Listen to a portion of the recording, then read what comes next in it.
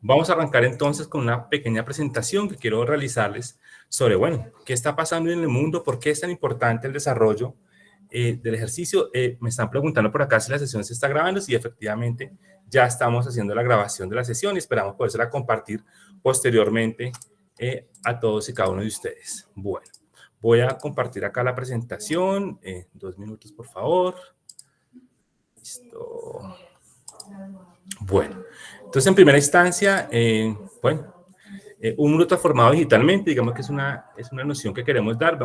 Queremos primero empezar a generar que el mundo se está transformando digitalmente por el uso masivo de los datos y la información y por la intervención de estas tecnologías de la cuarta revolución industrial.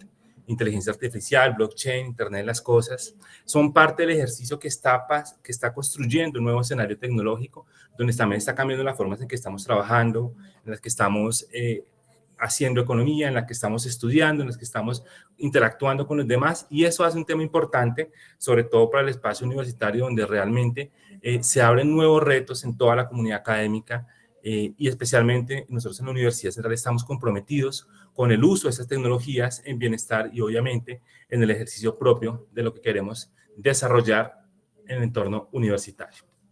Primero, pues bueno, hay unas visiones de un mundo que se está transformando digitalmente, un mundo que pasa a ser un espacio analógico al digital. Y esto me encanta siempre mostrar esta primera diapositiva, que son los datos de cómo ha venido creciendo el tema de Internet y todo el desarrollo digital a nivel global, ¿no? Digamos que acá pues somos casi 6.000 millones de habitantes en todo el mundo, digamos que aproximadamente 5.100 millones de habitantes ya está conectado a Internet, pero lo más interesante es que se están conectando día a día nuevos usuarios a Internet, ¿no? Vemos, por ejemplo, la gráfica, la tercera gráfica, que nos muestra cómo en el último año pues subieron alrededor de 98 millones de personas como nuevos usuarios al mundo del Internet. Esto es una cifra gigantesca, es decir, más o menos 2 Colombias conectadas. Y lo más interesante de esto es que aún falta bastantes personas, alrededor del 35-40% de personas, para ser conectados al mundo digital. Cada persona que se conecta busca educación, cada persona que se conecta busca relacionarse con la economía, cada persona que busca bancarización, es decir, nuevas oportunidades que el mundo digital claramente está abierto para poder desarrollar. Y lo que creemos es que finalmente con la entrada del Internet de las cosas, con la entrada de la digitalización masiva del mundo, pues van a abrirse nuevas oportunidades en las cuales todos debemos estar conectados, no solamente aquellos dedicados al desarrollo tecnológico, no solamente aquellos dedicados a la parte de desarrollo de software o de hardware, sino cualquier profesional debe tener los conocimientos, los skills para poder conectarse a este mundo digital y aprovechar las oportunidades que se están desarrollando en ese género. Bueno, primero que todo, una par de visiones sobre el mundo transformado digitalmente. Me encanta también traer esas pequeñas gráficas y estas animaciones que muestran cómo se está transformando el mundo, ¿no? Cómo se transforman los hogares, donde ya los objetos del mundo físico, estático, se vuelven objetos del mundo digital, objetos interactivos, objetos que le hablan a las personas, objetos que permiten nuevas interacciones en el entorno familiar y personal, ¿no? Eso mismo pasa con entornos como las ciudades. La nueva era de las ciudades inteligentes pues va a abrir un nuevo modelo en el cual la información, la interacción de la ciudad con sus propios ciudadanos pues va a abrir una cantidad de oportunidades muy interesantes a partir de este ejercicio masivo de datos e información. El tema laboral yo creo que ya lo vivimos a través de la pandemia, obviamente un mundo interconectado donde ya las organizaciones pueden ser multiculturales, donde las organizaciones pueden estar interconectadas en todos los espacios y que finalmente pues vamos a empezar a ver eso con más fuerza en esta nueva economía digital, ¿no? Y especialmente es como el tema de la salud, que es uno de los grandes apuestas de la Facultad de Ingeniería y Ciencias Básicas, pues también va a ser beneficiada con todo este tipo de tecnologías, ¿no? Que al final de cuentas van a poder permitir de alguna manera nuevas interacciones, permitir que digamos que la velocidad de la salud, que es una velocidad humana, pues cambia también a velocidades maquínicas gracias a estas tecnologías como la inteligencia artificial.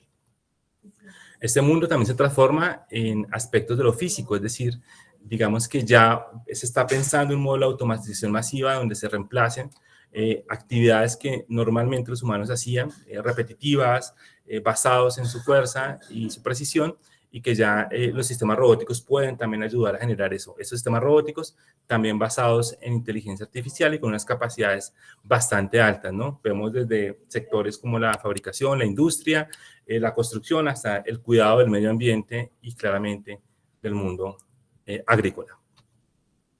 Y esto hace que se creen nuevos ecosistemas digitales, ¿no? Que están, digamos que unidos a través de los datos y la información, donde proliferan de nuevos dispositivos y artefactos del IoT, donde producen grandes volúmenes de datos e información, donde se generan a través de esos datos procesos de inteligencia artificial, procesos autónomos, donde se genera análisis de datos y al final también donde a través de plataformas se requieren nuevos modelos de seguridad de la información, de confianza digital, alrededor de todos estos procesos que se están generando, ¿no? Transformando instituciones, transformando personas, transformando a través de todas las tecnologías generales, ¿no?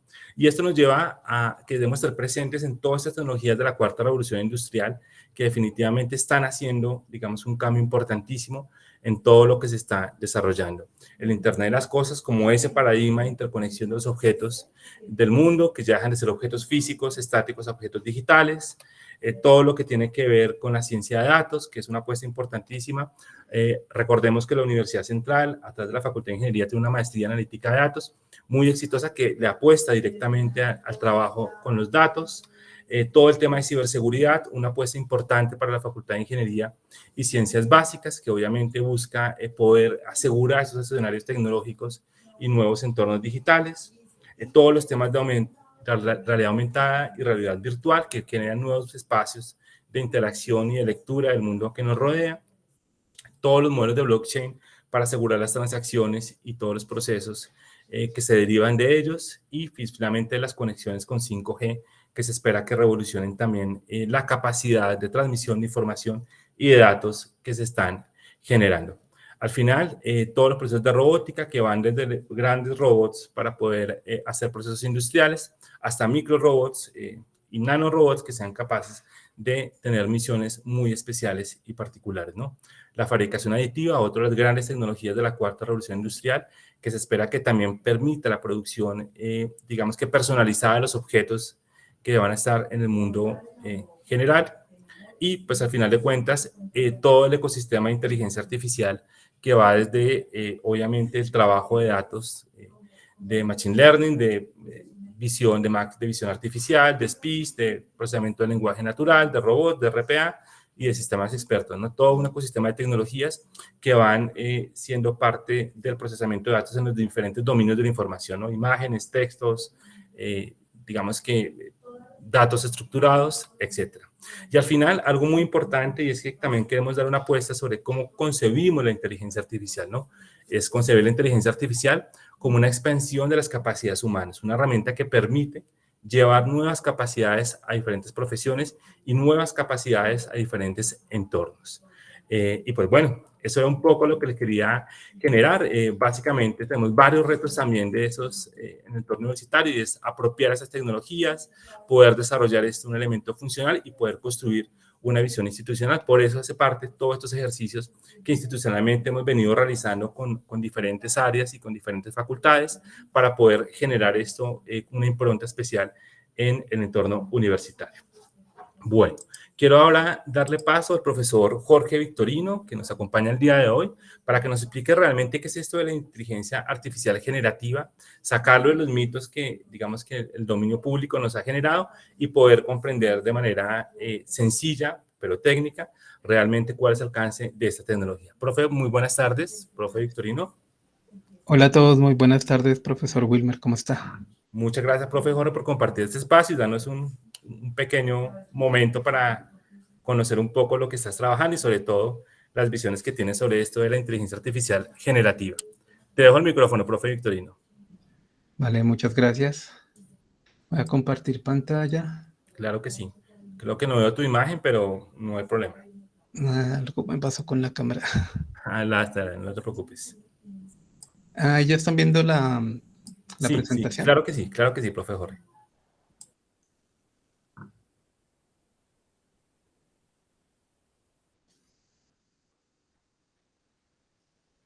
Bueno, buenas tardes a todos. Quisiera pues hablar un poco acerca de lo que es la la inteligencia artificial generativa, como nos mostró hoy el profesor Wilmer, pues la inteligencia artificial pues es amplia y pues es antigua digamos que desde 1950 con la computación se viene también desarrollando de manera paralela a lo que es la inteligencia artificial. Y pues últimamente, desde más o menos 2017 que surgieron unas tecnologías llamadas transformers, pues estamos hablando de una inteligencia artificial generativa, que pues a partir de toda la información que nosotros estamos generando, pues podemos producir nuevo contenido. De hecho, pues cuando le preguntamos a ChatGPT 3.5 qué es la IA generativa, pues nos dice que es una rama de la inteligencia artificial que se enfoca en la creación de modelos y sistemas capaces de generar contenido nuevo y original. Bueno, esto de nuevo y original pues es un poco debatible, digamos que en diferentes contextos pues se ha discutido qué tan original y nuevo es el contenido que genera una inteligencia artificial, si es un contenido, si es una producción que se la podemos atribuir directamente a la inteligencia artificial o simplemente pues es una copia. Digamos que aquí se abre un debate grande porque pues lo que está haciendo la inteligencia artificial generativa pues es utilizar toda la información que nosotros le ponemos a su disposición y que es información que ha sido generada por el humano y que a partir de eso, con algún modelo estadístico y combinaciones que hace, pues genera contenido, digamos que diferente, ¿sí? Eso es como cuando estamos hablando en la música, aparece una nueva tendencia musical que fusiona dos ritmos o dos cosas, digamos que hay artistas o personas que empiezan a crear cosas basándose en lo que conocen y en lo que han aprendido, y luego con el tiempo pues van adquiriendo su estilo propio, su impronta.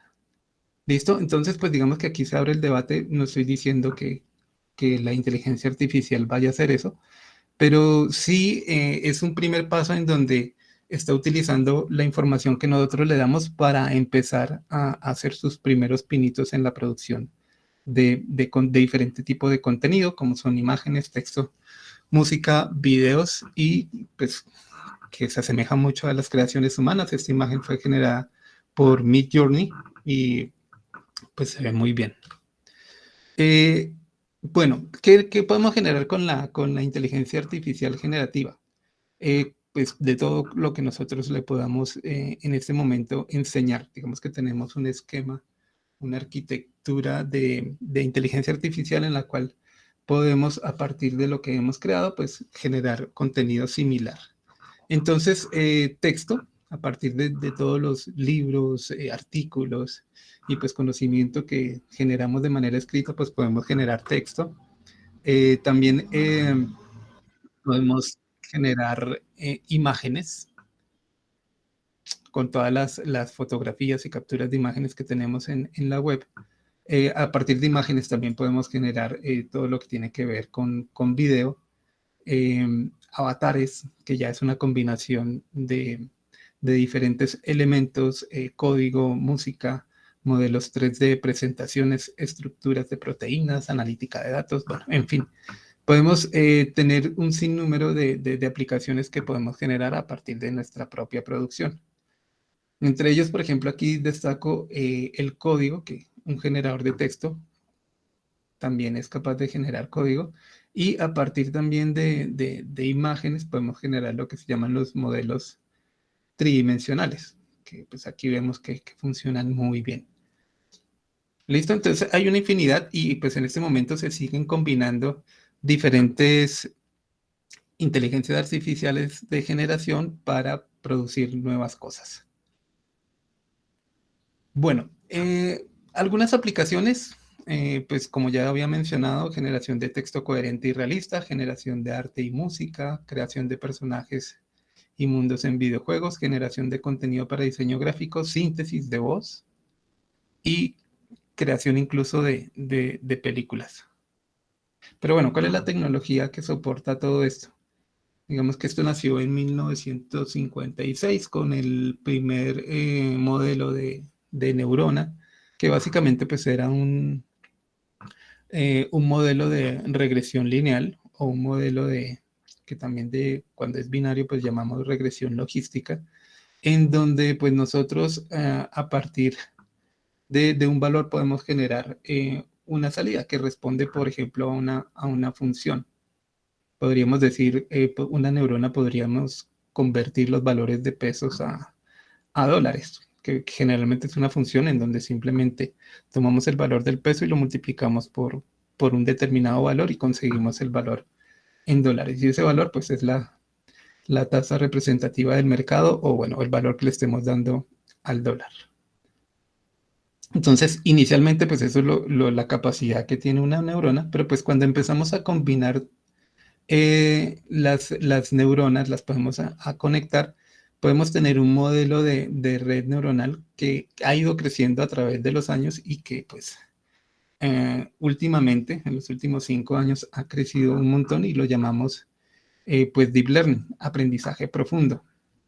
Entonces, cuando hablamos de aprendizaje profundo, pues son simplemente las redes neuronales, el mismo perceptrón que se creó hace ya 70 años, pero pues gigante, ¿sí? Con muchísimos, o sea, son millones y millones de neuronas las que nosotros estamos utilizando para, en este momento, hacer el aprendizaje profundo. Pero para el aprendizaje profundo se necesitan datos. Y pues esos datos salen de nuestra producción, o sea, lo que nosotros hemos de alguna forma establecido y lo que hemos guardado en nuestras bases de datos. ¿Listo? Entonces aquí hay un ejemplo bueno, ya de un esquema de red neuronal que tiene miles de millones de neuronas y que finalmente pues logra interpretar unas imágenes y producir un resultado también en forma de imágenes. Pero bueno, veamos entonces qué es un modelo generador de texto. Entonces, para explicar lo que es un modelo de generador de texto como ChatGPT, bueno, ahorita pues hay muchísimos que se están convirtiendo también en unas alternativas muy buenas de generación de texto y que inclusive son de acceso libre, que podemos nosotros mismos programar para que respondan a partir de un resultado que nosotros tenemos, un resultado específico, o sea, nosotros brindarle cuál es la información que queremos que analice y con la cual responda. Pues entonces hay varias alternativas. Pero para explicarlo, vamos a hablar de qué es un generador, qué sería un generador aleatorio, un generador estructurado, un generador con reglas, y luego explicamos cómo funciona más o menos el generador de texto que utiliza ChatGPT. Entonces, para poner un ejemplo, supongamos que nosotros tenemos, bueno, en el español hay cerca de 100,000 palabras, de 100 a 150,000. Digamos que el valor exacto de las palabras pues no se tiene, además que eso va cambiando día a día. Pero si miramos en la RAE hay cerca de 96,000 palabras, pero pues en el español lo utilizamos más. Pero aquí, bueno, digamos, seleccionamos 32 palabras, entonces aquí en esta tablita vemos un conjunto de palabras, aquí vemos otro conjunto de palabras con el tipo de palabras que son. Un generador aleatorio sería muy fácil de hacer, digamos que yo podría inclusive ahí en Excel seleccionar de manera aleatoria cualquiera de estas 32 palabras y pues irlas encadenando. Y tendría lo que es un generador de texto aleatorio sobre un conjunto de palabras. Bueno, ¿cuál fue el resultado de esto? Aquí me generó esta frase que dice, nadie la el lejos cambia mide este. Digamos que tenemos un generador de texto como ChatGPT, pero pues no sirve para mucho. ¿Listo? Bueno, ¿cuál sería un siguiente paso? Yo podría decir, bueno, pues vamos a utilizar un conocimiento que tenemos a partir del lenguaje y vamos a hacer una generación de texto un poco más estructurada. Entonces vamos a utilizar el sujeto, el verbo y el complemento para generar pues una frase ya no tan aleatoria, sino más bien estructurada. Entonces, con el tipo de palabras que nosotros tenemos, pues aquí para el sujeto generamos un artículo, un sustantivo y un adjetivo. Luego viene el verbo y luego viene el complemento, que en este caso pues es un pronombre y un adjetivo. ¿Listo? Entonces, utilizando esa estructura, generamos una frase y este fue el resultado. Entonces, el puerta blanco atrae nadie belleza. ¿Listo? Entonces, digamos que la frase está mucho mejor que la anterior, pero sigue sirviendo para nada. Bueno, ¿qué más podemos hacer? Podemos empezar a incluir más reglas que tiene pues el lenguaje. Entonces tenemos reglas acerca de cuáles son los artículos de acuerdo con el género, de acuerdo con el número, cuando un adjetivo va adelante o después de un sustantivo. Y bueno, todo ese montón de reglas que tenemos en el español podríamos utilizarlas para empezar a generar frases que sean coherentes, que podamos, digamos, leer y pues más o menos entender. Entonces, en ese sentido, pues bueno, aplicando las reglas del lenguaje ya es un poco más complejo el programa, pues me genera el auto viejo, mide este contrapeso. ¿Listo? Estas tres frases fueron generadas con el mismo conjunto de palabras. Aquí, aunque la frase pues la podemos leer y podemos tratar de entender el significado, pues vemos que no tiene mucho sentido, sin embargo, pues digamos que sintácticamente está correcta. ¿Listo? Aunque por ejemplo, en este caso no tiene mucho sentido, más o menos en 1960 se creó un primer chatbot, que era un chatbot psicoterapeuta llamado Elisa, que funcionaba de esta forma. Y pues en ciertos casos lograba hacer que las personas pensaran que no están hablando con una máquina, sino con otra persona de manera remota. ¿Listo? Bueno. Entonces, bueno, ¿cómo hacemos que funcione un generador de texto como ChatGPT? Entonces, nosotros necesitamos, bueno, tenemos varias partes. Cuando, por ejemplo, hablamos de cuál es el contexto, pues el contexto es la entrada, como la entrada que nosotros le damos al sistema para que pues él pueda generar la próxima palabra de acuerdo con ese contexto de palabras, que es una lista de palabras de entrada que él va a interpretar en un determinado orden y pues dado eso, pues va a generar una nueva palabra, como en el caso anterior, ¿sí? En el caso anterior generamos, por ejemplo, el generador aleatorio, generamos una primera palabra, luego generamos otra y así sucesivamente vamos generando palabras que pueden ser con reglas o sin reglas. En este caso, pues las palabras salen directamente de la red neuronal. Entonces, esa salida va a depender de un contexto, de una entrada que nosotros le demos. Algunos de los modelos generativos tienen un contexto más grande que otros. Por ejemplo, ChatGPT 3.5 tiene más o menos 4.000 tokens de contexto. Esos tokens hacen referencia como a más o menos 3.800 palabras. ¿Listo? Y 3.800 palabras, pues es como un capítulo de un libro. Listo. Entonces, lo que sigue para que funcione un generador de texto es información para entrenar al modelo. Y entonces, en ese sentido, esa información que utilizamos para entrenar el modelo lo llamamos corpus. Entonces, corpus son toda la cantidad de documentos que ha utilizado la red neuronal para aprender. Entonces, seguramente pues va a funcionar muy parecido al texto que le entreguemos. Si le entregamos un texto bien redactado, bien construido, con ideas claras, pues seguramente el texto que va a generar pues va a seguir la misma estructura, ¿sí? Bueno, y está el modelo que nos genera la siguiente palabra a partir del contexto y lo que ha aprendido con el corpus. ¿Listo? La palabra nueva, pues va a ser ahora parte del contexto y pues eso va a hacer que aumente el contexto para generar la siguiente palabra. O sea que la siguiente palabra va a estar con el contexto, la palabra que se le ingresó, y ese va a ser el nuevo contexto para generar una nueva palabra y así sucesivamente.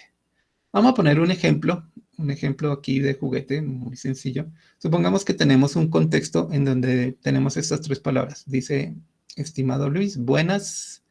Y entonces uno diría, bueno, de las 100.000 palabras que tenemos en el español, podríamos hacer como un ranking y determinar, de acuerdo con el corpus que yo le entregué, cuál es la palabra que tiene mayor probabilidad de salir, dado este contexto. ¿Sí? Si yo digo, estimado Luis, buenas, supongamos que nosotros somos el modelo. Entonces, si nosotros funcionamos como el modelo y tenemos que generar una nueva palabra, ¿cuál sería? Entonces hay varias opciones. Entonces podríamos pensar en buenas tardes, buenas noches, buenas las. Podría venir aquí otra palabra, si simplemente estamos generando solo una. Buenas sensaciones, buenas emociones, buenas marcas. Buenos días, por ejemplo, sería una palabra que tendría muy baja probabilidad debido a que seguramente en el corpus no va a encontrar una combinación que diga buenos días, ¿sí? Si el corpus está bien hecho, pues seguramente no va a tener una combinación que diga buenos días, entonces va a tener muy baja probabilidad. Entonces tenemos aquí alta probabilidad para las palabras que seguramente en el corpus vamos a encontrar, ¿sí? Seguramente en literatura, pues vamos a encontrar que muchas veces va a aparecer buenas noches. Cada vez que aparezca buenas noches, pues le va a aumentar la probabilidad a este contexto de que la siguiente palabra sea noches. ¿Listo? Más o menos así funcionaría. Bueno, representar las palabras, bueno, es una tarea pues complicada para un sistema de inteligencia artificial. Inicialmente el modelo con el cual se representaban las palabras para poder aprender de ellas, pues fue este modelo que lo llamamos Watson Encoding, en donde pues utilizamos una dimensión para representar una palabra. Entonces, si tuviéramos un conjunto de 8 palabras, pues necesitaríamos de 8 dimensiones para representarlas. En cada dimensión, por ejemplo, bus, que sería la primera, sería, ocuparía la dimensión 1 y sería 0 en el resto. Para túnel sería la segunda palabra, entonces pondría un 1 aquí en la dimensión 2 y en el resto ceros. Y así con todas las palabras. Entonces, por ejemplo, las 3 primeras serían bus, que estaría en la dimensión 1, túnel en la dimensión 2 y pasajero en la dimensión 3. Y en este esquema, pues bueno, no podemos representar más dimensiones, pero supongamos que hubiera una cuarta dimensión en donde representaríamos rail. En una quinta dimensión podríamos representar road, etcétera. ¿Listo? Entonces podríamos tener en cada una de las dimensiones las palabras. Como tenemos 100.000 palabras en español, pues eso sería un espacio de 100.000 dimensiones, lo cual es un poco difícil de manejar. Pero entonces, a partir del corpus, nosotros podríamos ver relaciones entre palabras y empezar a aprender y codificar un poco, o sea, reducir la dimensionalidad que tienen las palabras y pasar, por ejemplo, de 10.000 dimensiones a unas cuantas, por ejemplo, 300 dimensiones, ¿sí? Que pues para nuestro modelo sigue siendo algo muy grande, pero pues con la cantidad de palabras pues va a ser mucho más fácil de manejar. ¿Listo? Entonces con 300 neuronas podríamos manejar cada una de las palabras. Más o menos con un corpus en inglés podríamos ver algo como de este estilo. Podríamos ver una relación entre las palabras de esta forma. Aquí, por ejemplo, tenemos aeropuerto y subterráneo cerca. Aquí está railway, tren, estarían relacionadas. Digamos que aquí encontramos cercanía entre palabras que están relacionadas y podemos hacer operaciones vectoriales entre las diferentes palabras para conseguir diferentes resultados. Entonces es una representación muy conveniente y que tiene un sentido de significado, un sentido semántico de las palabras. Bueno, entonces, ¿cómo aprende el modelo de ese corpus? Habíamos hablado de que el corpus, pues en el caso de ChatGPT, está compuesto de artículos, libros, toda la Wikipedia, el código que hay en diferentes repositorios de código, información de foros, literatura. ¿Mm? Entonces, en estos libros, pues tenemos millones y millones de frases. En el proceso de entrenamiento, le pasamos una frase al modelo y le quitamos una palabra. Y podemos al modelo a predecir la palabra que hace falta. Entonces, en ese entrenamiento, la palabra que hace falta, pues seguramente al comienzo no la va a acertar, pero después de muchas iteraciones, que son semanas y semanas iterando, aprendiendo, pues lo va a lograr. ¿Listo? Entonces, de todo el corpus que le tenemos acá, pues va a empezar a entender cuáles son las palabras que completan las frases que donde una palabra hace falta. Y pues lo va a hacer de manera plausible, o sea, va a generar palabras que seguramente están muy relacionadas con todo el contexto que se le está dando. ¿Listo? Y luego que ya lo tengamos, pues podemos aquí utilizar un contexto para que el modelo a partir de este corpus nos empiece a generar texto. ¿Sí? Nos va generando palabra tras palabra. Bueno, acá hay un componente que se llama ajuste fino y es como la intervención humana que estamos haciéndole al modelo. Actualmente pues es un componente que tiene el modelo que las empresas que trabajan en la parte de generación pues tienen que intervenir aquí para que lo que se genere pues sea políticamente correcto, ¿sí?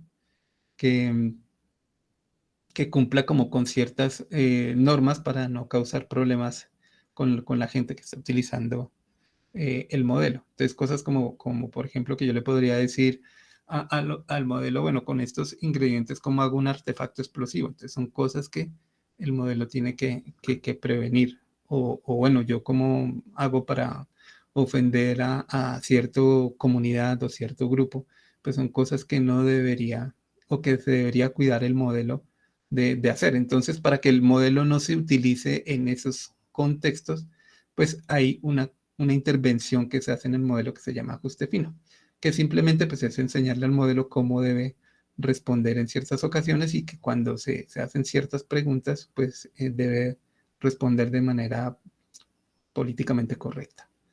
¿Listo? En la generación de texto. Este ajuste fino, de todas maneras, como es una intervención sobre el modelo, pues obviamente pues afecta el funcionamiento del modelo. Y entre más ajuste fino nosotros estemos introduciendo, pues más distorsión estamos causando en el modelo. ¿Listo?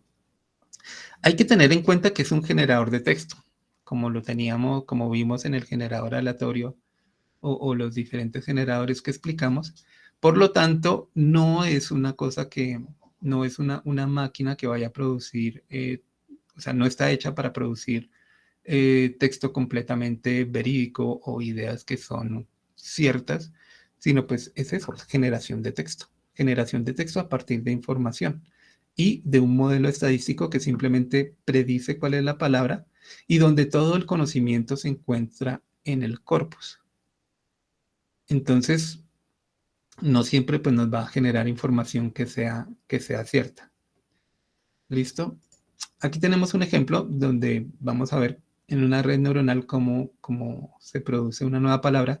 Entonces, si tenemos la frase lo que no me mata me hace más y pues dentro de todo el texto que él tiene, pues tiene que determinar cuál es la palabra que sigue.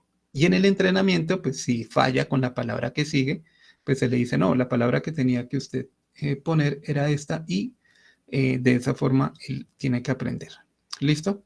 Entonces, en un contexto que es este, pues lo que hacemos es poner cada una de las palabras como entradas de la red neuronal. Este sería el contexto de entrada y este sería la primera capa de neuronas. Recordemos que para representar cada palabra, esta bolita podría estar representando 300 neuronas, cada una de estas. ¿Listo?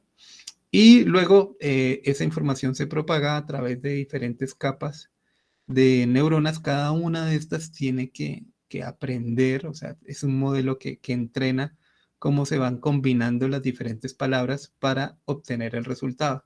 Y al final, la salida de la red, pues cuando acierta, pues nos responde con la palabra fuerte. Yo lo podría hacer quitándole, o sea, por ejemplo, decir lo que no me mata me hace más fuerte, podría quitar la palabra mata y decir lo que no me completar me hace más fuerte. Él debería completar con la palabra mata. ¿Listo? Y de esa forma, pues se entrena el modelo y ya después con el contexto yo reproduzco el resultado. Luego la palabra fuerte pasaría a ser parte del contexto y se generaría, por ejemplo, podría generarse otra palabra. Aquí tenemos los modelos de ChatGPT-3, las diferentes versiones que hay disponibles con la cantidad de neuronas que hay que entrenar. Entonces, un modelo que tenga más neuronas, pues tiene y que haya sido entrenado durante mayor tiempo, pues seguramente va a dar mejores resultados. Entonces, pues tenemos diferentes tamaños de modelos. Entonces tenemos el S, el M, el L, el XL, el 3.2, el 3.6, el 3.7. Lo curioso es que a partir de ChatGPT 4 pues vino como la competencia con los diferentes modelos que tienen Google y pues bueno, diferentes empresas. Entonces ya nos está revelando pues información acerca del contexto, del tamaño del contexto y de la cantidad de parámetros con las que están construidos los diferentes modelos. Estos modelos tienen un alias y este alias pues es el alias que nosotros podemos utilizar cuando los vayamos a utilizar como una librería para producir resultados con nuestros propios textos para reentrenar el modelo. Bueno, entonces, ¿cómo aprende del corpus? ¿La máquina es consciente del proceso? Bueno, si hablamos de que la máquina es consciente, pues la máquina no lo es, simplemente genera texto, ¿sí? Genera texto a partir de probabilidades, ¿sí? Eso es lo que él aprende en la red neuronal, probabilidades de cuál es la mejor palabra que yo necesito para completar una frase, o cuál es la siguiente palabra que debería seguir. Que nosotros podríamos hacer ese ejercicio en nuestra mente para empezar a producir texto. Bueno, si es un simple generador de texto, porque parece que el sistema entiende nuestras solicitudes. Bueno, en realidad todo el conocimiento está acá, ¿sí? Como dijimos al comienzo, los modelos generativos utilizan la información que nosotros hemos consignado durante mucho tiempo para a partir de ahí, pues completar las palabras. Y lo hace de manera coherente, de tal forma que nosotros vemos como si el generador de texto nos estuviera entendiendo nuestras solicitudes. Entonces, ¿dónde se puede evidenciar la habilidad del modelo para comunicarse? Pues precisamente en la estructura que tiene, la estructura que aprendió a partir del corpus. Bueno, ¿cómo hace el modelo para resolver tareas para las cuales no fue entrenado? Entonces, un modelo de generación de texto también produce, por ejemplo, código. Yo le puedo decir, bueno, hazme un programa que haga tal cosa. Entonces, él produce código y no fue específicamente entrenado para hacer esta tarea. También resultó que el modelo también podía hacer traducciones. No fue entrenado para traducir, pero logra hacer traducciones y lo hace de una muy buena forma. También para evaluar frases y decir si esa frase es positiva, negativa o neutral. Entonces son tareas que él fue aprendiendo simplemente pues entrenándose de esa forma. Bueno, otras preguntas, como es el tema de la interpretabilidad, es un tema muy importante que hoy en día cada vez tiene más relevancia, y es que el modelo que nosotros tenemos actualmente de red neuronal, no sabemos cómo él entiende, cómo él responde a veces de manera brillante o a veces de manera deficiente. No entendemos realmente cómo funciona. Igual que si nos preguntaran, bueno, ¿y cómo funciona el cerebro humano para generar ideas o para generar pensamientos? Sí, uno podría explicar que, bueno, hay unas neuronas, que hay unas señales electroquímicas que se comparten dentro de las neuronas, que hay unas que están conectadas con otras. Cuando una neurona recibe el suficiente estímulo, se activa y manda una señal con las cuales está conectada. Y toda esa, digamos, toda esa física que ocurre dentro del cerebro, pues la podemos explicar, pero pues no podemos explicar cómo a partir de ahí se generan pensamientos, se generan ideas, se generan diferentes cosas en nuestro cerebro. ¿Listo? Pero entonces el tema de interpretabilidad queda ahí. Entonces, cuando pongamos una red neuronal a tomar decisiones, ese tipo de decisiones, ¿cómo se manejan? Bueno, más adelante la profesora Mari nos va a hablar un poco del tema de ética, que tiene que ver mucho con esta parte del tema de la interpretabilidad. Bueno, es muy diferente la forma de procesar la información para comunicarse entre el humano y un modelo chatbot. No, digamos que ahí es donde está la verdadera potencia de estos modelos, que pues una de las principales herramientas que tiene el ser humano pues es el lenguaje, y pues eso nos permite comunicarnos con los sistemas de manera directa. ¿Hasta dónde pueden llegar los modelos que no nos han mostrado? Bueno, aquí vamos a poner estas tres preguntas. estamos cerca de la inteligencia artificial general. Bueno, la inteligencia artificial general es como decir que la inteligencia artificial adquirió conciencia. Entonces, ¿qué tan lejos estamos de eso? Pues no lo sabemos. Se han dado cuenta que ChatGPT, bueno, todas las versiones de chat son cada vez más tontos, como que la potencia ha bajado, y pues eso ha también suscitado que las críticas que hacen las personas de que los modelos no son capaces de generar o de razonar, pues se vuelvan más fuertes, ¿sí? De alguna forma yo también he sentido, y pues hay publicaciones en ese sentido, que no sé si es por la intervención que se hace en el ajuste fino del modelo, ha bajado como la capacidad que tiene ChatGPT para razonar y para generar mejores resultados. O sea, la calidad de los resultados que se están produciendo últimamente cuando usamos la inteligencia artificial ha bajado. Y eso pues nos llama a la pregunta de que si el boom de la inteligencia artificial ya llegó a su límite y está bajando, ¿sí? En realidad pues las otras empresas han seguido avanzando mucho en sus modelos, y pues por lo menos yo no sé en qué los están utilizando realmente. Listo, digamos que esta es como la presentación que quería ofrecerles.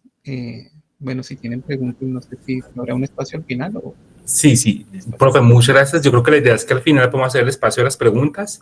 Igual vamos a abrir unas nuevas sesiones enfocadas un poco más a docentes o a estudiantes. Seguramente podemos hacer varias cuestiones particulares. Bueno, sí, entonces, bueno, muchas gracias, profesor Victorino. Excelente presentación, como siempre, muy interesante. Y sobre todo quitar y desmitificar ese tema de inteligencia artificial y llevarlo a su justa proporción como un modelo estadístico y de probabilidad. Profesor Hernán Darío, muy buenas tardes.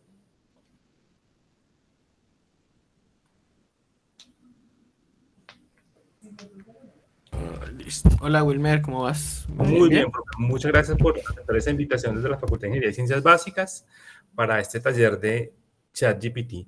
Entonces, los dejo con el profesor Hernán Darío. Él es la persona encargada de toda la línea de desarrollo de maratones de programación y toda la parte que tiene que ver con estas tecnologías.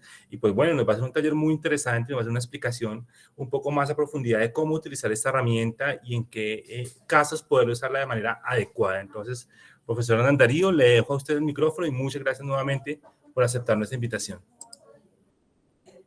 Listo, perfecto. Déjame, ya estoy aquí abriendo la presentación y una vez empezamos.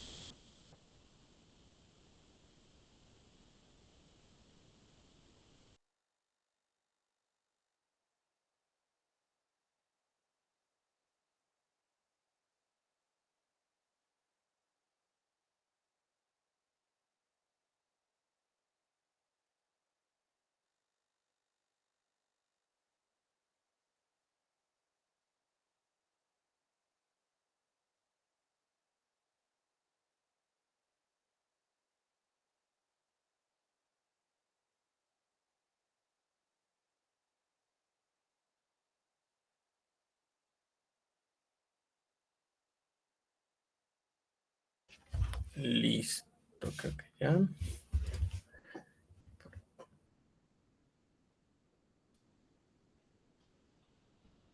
Listo, muy buenas tardes para todos. Nuevamente darles una bienvenida y gracias a todos por aceptar esta invitación. Me presento, mi nombre es Hernán Lozano, apoyo a la facultad en algunas actividades específicas y en asignaturas que tengan que ver con la relación de inteligencia de bases de datos y desarrollo, tanto en pregrado como en postgrado, maestría. Entonces vamos a hablar un poco de lo que viene a ser el chat dentro de la... Ya se está viendo, ¿cierto? ¿Me confirma, por favor? Sí, ahí se ve perfecto. Sí, ya se ve. Muchas gracias, muy amables. Esta va a ser la agenda. Vamos a hablar un poco de lo que viene a ser ChatGPT como, digamos que dentro de este boom de la inteligencia artificial y de la participación, cómo se ha venido trabajando desde el contexto de la creación de esos tipos de inteligencias y de tecnologías de modelos generativos. También vamos a mirar la parte de los prompts, a qué se refiere esto con prompts, también la parte de qué herramientas o qué entornos también podemos utilizar dentro de inteligencia artificial para el aprendizaje y enseñanza en diferentes temas, y vamos a hacer un tallercito pues de algunos ejemplos de estos prompts, cómo lo podemos aplicar, y por supuesto dejar allí a la compuerta sobre la mesa cuáles van a ser los retos dentro del contexto de la ingeniería y dentro del contexto de la educación como tal, ¿vale? Entonces, pues no ondearé mucho, ya como escucharon al profe Jorge, pues ChatGPT hace parte de todas esas tecnologías que empiezan a salir dentro de las herramientas de modelos entrenados generativos, y que pues, dentro de la alusión de sus términos es transformador preentrenado generativo. Dentro de esto, pues una red gigante de la parte de redes neuronales que va a apoyarnos y que va a tener este tipo de procesos que ya nos explicó el profe Jorge. Adicional a esto, pues dentro del contexto de muchas ciencias de inteligencia, tenemos en este caso algo que se denominan los prompts, que para el caso de los modelos del ChatGPT y de todas estas tecnologías, pues vienen a ser formas en las cuales podamos trabajar o hacer entender mucho mayormente a estos modelos. Dentro de todos estos, pues es importante tener en cuenta de que estos prompts nos van a permitir obtener una búsqueda más exacta de lo que estamos tratando de conocer o de comprender, y van a permitir que se genere una salida específica y más concreta a lo que estamos buscando. Entonces, estos prompts pues vienen a ser una manera en la cual nosotros podamos encontrar una salida mucho más específica. Vamos a dar un ejemplo rápido en lo que viene a ser un mal prompt, y es plantear algo que pueda ser muy amplio o muy general. Esto lo que va a hacer es que la interpretación del chat, pues por dar una respuesta, interprete las primeras búsquedas o lo que más se haya buscado, y eso va a generar pues que de pronto no conteste lo que estamos preguntando. Si por el contrario nosotros hacemos una búsqueda mucho más específica y a partir de ahí encontramos algo que nos permita ser más concretos en lo que estamos haciendo, pues vamos a encontrar una mejor respuesta. Acá también es importante tener en cuenta de que estos modelos pues vienen a ser algo muy similar a tener una serie de condiciones en la búsqueda de la pregunta o en la búsqueda de lo que estemos haciendo y encontrando, y conforme mayores características le demos, pues vamos a encontrar una respuesta mucho más exacta. En el caso de la programación de software, que es uno de los campos en donde en general se ha estado también teniendo esa dualidad entre si es un apoyo importante o viene a ser una amenaza a determinados perfiles laborales. Pero en este caso, nunca va a dar una respuesta exacta a un desarrollo puntual o funcional de lo que viene a ser. Sin embargo, sí puede ser un aliado para encontrar unas formas más rápidas de realizar determinadas acciones. No nos va a dar un software específico. Yo no voy a escribir, realíceme una aplicación móvil que haga esto, y me va a dar todo lo que necesito. Quizás me puede dar un cascarón con lo que le estoy pidiendo, o de pronto me va a ayudar a hacer un formulario rápido de lo que estoy buscando. Pero hay muchas más cosas allá detrás que son las que no se van a poder resolver a partir de una inteligencia como estas, como el backend, cómo hacemos la conexión, cómo generamos estas características, si hay conexión con APIs, con servidores, configuraciones y demás. Esas son cosas que dentro del mismo proceso de desarrollo pues no se van a contemplar como una solución dentro de estos chats, pero sí nos va a permitir agilizar mucho más el tiempo. En este caso, teniendo en cuenta de que sobre el siglo XXI el tiempo viene a ser un factor importante, y tratar de agilizar las cosas para que tomemos menos tiempo en realizarlas, pues es uno de los retos que se tienen en todos los desarrollos tecnológicos. Esto no viene a ser la excepción. Lo que está buscando aquí es intentando realizar cosas mucho más rápido. Entonces, en el desarrollo o en algunas otras áreas va a ser muy útil utilizarlo con el fin de obtener una mayor velocidad en realizar esa acción. Este es un ejemplo de un prompt que podríamos utilizar dentro del campo del desarrollo. Ahorita miramos otros campos también adicionales, en donde vamos a decir, actúe como tal dentro de este stack tecnológico, cuál es la funcionalidad que quiero, cuáles son los campos que necesito y cuál es la tarea específica que va a resolver. Entonces, hablemos de un ejemplo de un plugin que se vaya a realizar en una plataforma basada en WordPress, principalmente pues desarrollada dentro del contexto del lenguaje PHP. Entonces yo puedo decir, actúe como un programador de PHP con el stack tecnológico WordPress, Apache y MySQL, funcionalidad plugin para WordPress, campos obligatorios, el nombre del plugin, las horas y el porcentaje de CPU. Y aquí viene la tarea, programe un plugin para WordPress que mida el consumo de CPU del servidor cada hora. Esto tiene dos posibles caminos a tomar. Si yo solamente establezco esta tarea, programe un plugin para WordPress que me diga tal y tal cosa, él podría perfectamente realizar esa acción a partir de distintas características. Por ejemplo, no es lo mismo hacer esa medición si estoy midiendo un CPU en el servidor y el servidor está basado en un servidor de aplicaciones que puede que no sea Apache, sino sean Jinx, la configuración va a ser distinta. Entonces, por eso, este stack tecnológico, en este caso, es importante determinarlo porque estoy indicando el software que necesito y los servidores y bases de datos que estoy utilizando para hacer ese aprovisionamiento. Pero podría tener perfectamente un WordPress en un Nginx y en un Postgres y en otro stack tecnológico distinto. Por ende, es puntual y es importante determinar en este caso esas funcionalidades, es decir, ser muy concreto y poner todas las características máximas que me aborden una duda para poder que la respuesta sea lo más concreta posible. ¿Listo?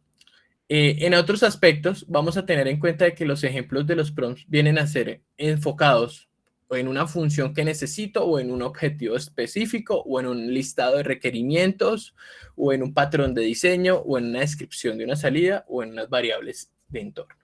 Todo esto pues vienen a ser formas en las cuales yo puedo decir, bueno, escríbame un código de JavaScript. Acá le determino, por ejemplo, el lenguaje de programación para este caso, para realizar X, X y X acción en la cual tenga estas características. Cree un código o un script para tal cosa, para analizar esto y extraer y tener en cuenta los siguientes requerimientos. Y empiezo a hacer un listado. Determíneme un microservicio para esto, con este dominio, con estos endpoints, con esta lista de operaciones para realizar este diferente patrón de diseño. Entonces, ¿qué estamos buscando con estos prompts? Que las preguntas o lo que se vaya a utilizar no solo en ChatGPT, sino en otras tecnologías que ya empezaron a incorporarse a este mercado de herramientas, como lo que viene a ser Copilot para Office 365, que ya empezó a sacar esta solución al público, o como la que vienen a hacer las de Google, que ya también empezaron a esparcirlas en muchos lados, que a su vez, digamos que Google ha tenido un impacto importante porque conforme todas las preguntas que se hacen en Google, pues eso ha venido aprendiendo a partir de ellos y permiten generar esto. Y muchas veces nos damos cuenta de que ni siquiera los estudiantes dentro de las aulas saben hacer una pregunta para Google esperando una respuesta puntual, sino que escriben algo muy amplio y este tipo de ejercicios de prompts también, saber cómo puedo hacer una buena búsqueda en Google, ha sido también un parámetro importante para que no sé, si yo quiero buscar un PDF o toda la información que esté en un PDF, pues escribo un file type al final y 2 puntos PDF para que me extraiga solo la información. Este tipo de cosas muchas veces no se explican al momento de hacer búsquedas y que se han venido incorporando también con el proceso de incorporar estas tecnologías de inteligencia artificial. Saber hacer una buena pregunta y saber qué es lo que estoy buscando para obtener una respuesta en concreto. ¿Listo? Hay otros aspectos que en este caso sería para que me realice una determinada acción, pero en otros casos también se puede utilizar para el proceso de aprendizaje, ¿cierto? ¿Cuál es la diferencia entre esta y esta tecnología? ¿Cómo puedo realizar esto? ¿Cuál es la mejor tecnología para realizar diseño web basado en CSS? ¿Cuál framework o cuál tecnología puedo utilizar para realizar esto? ¿Qué es un API REST dentro del proceso de desarrollo de software, desarrollo web?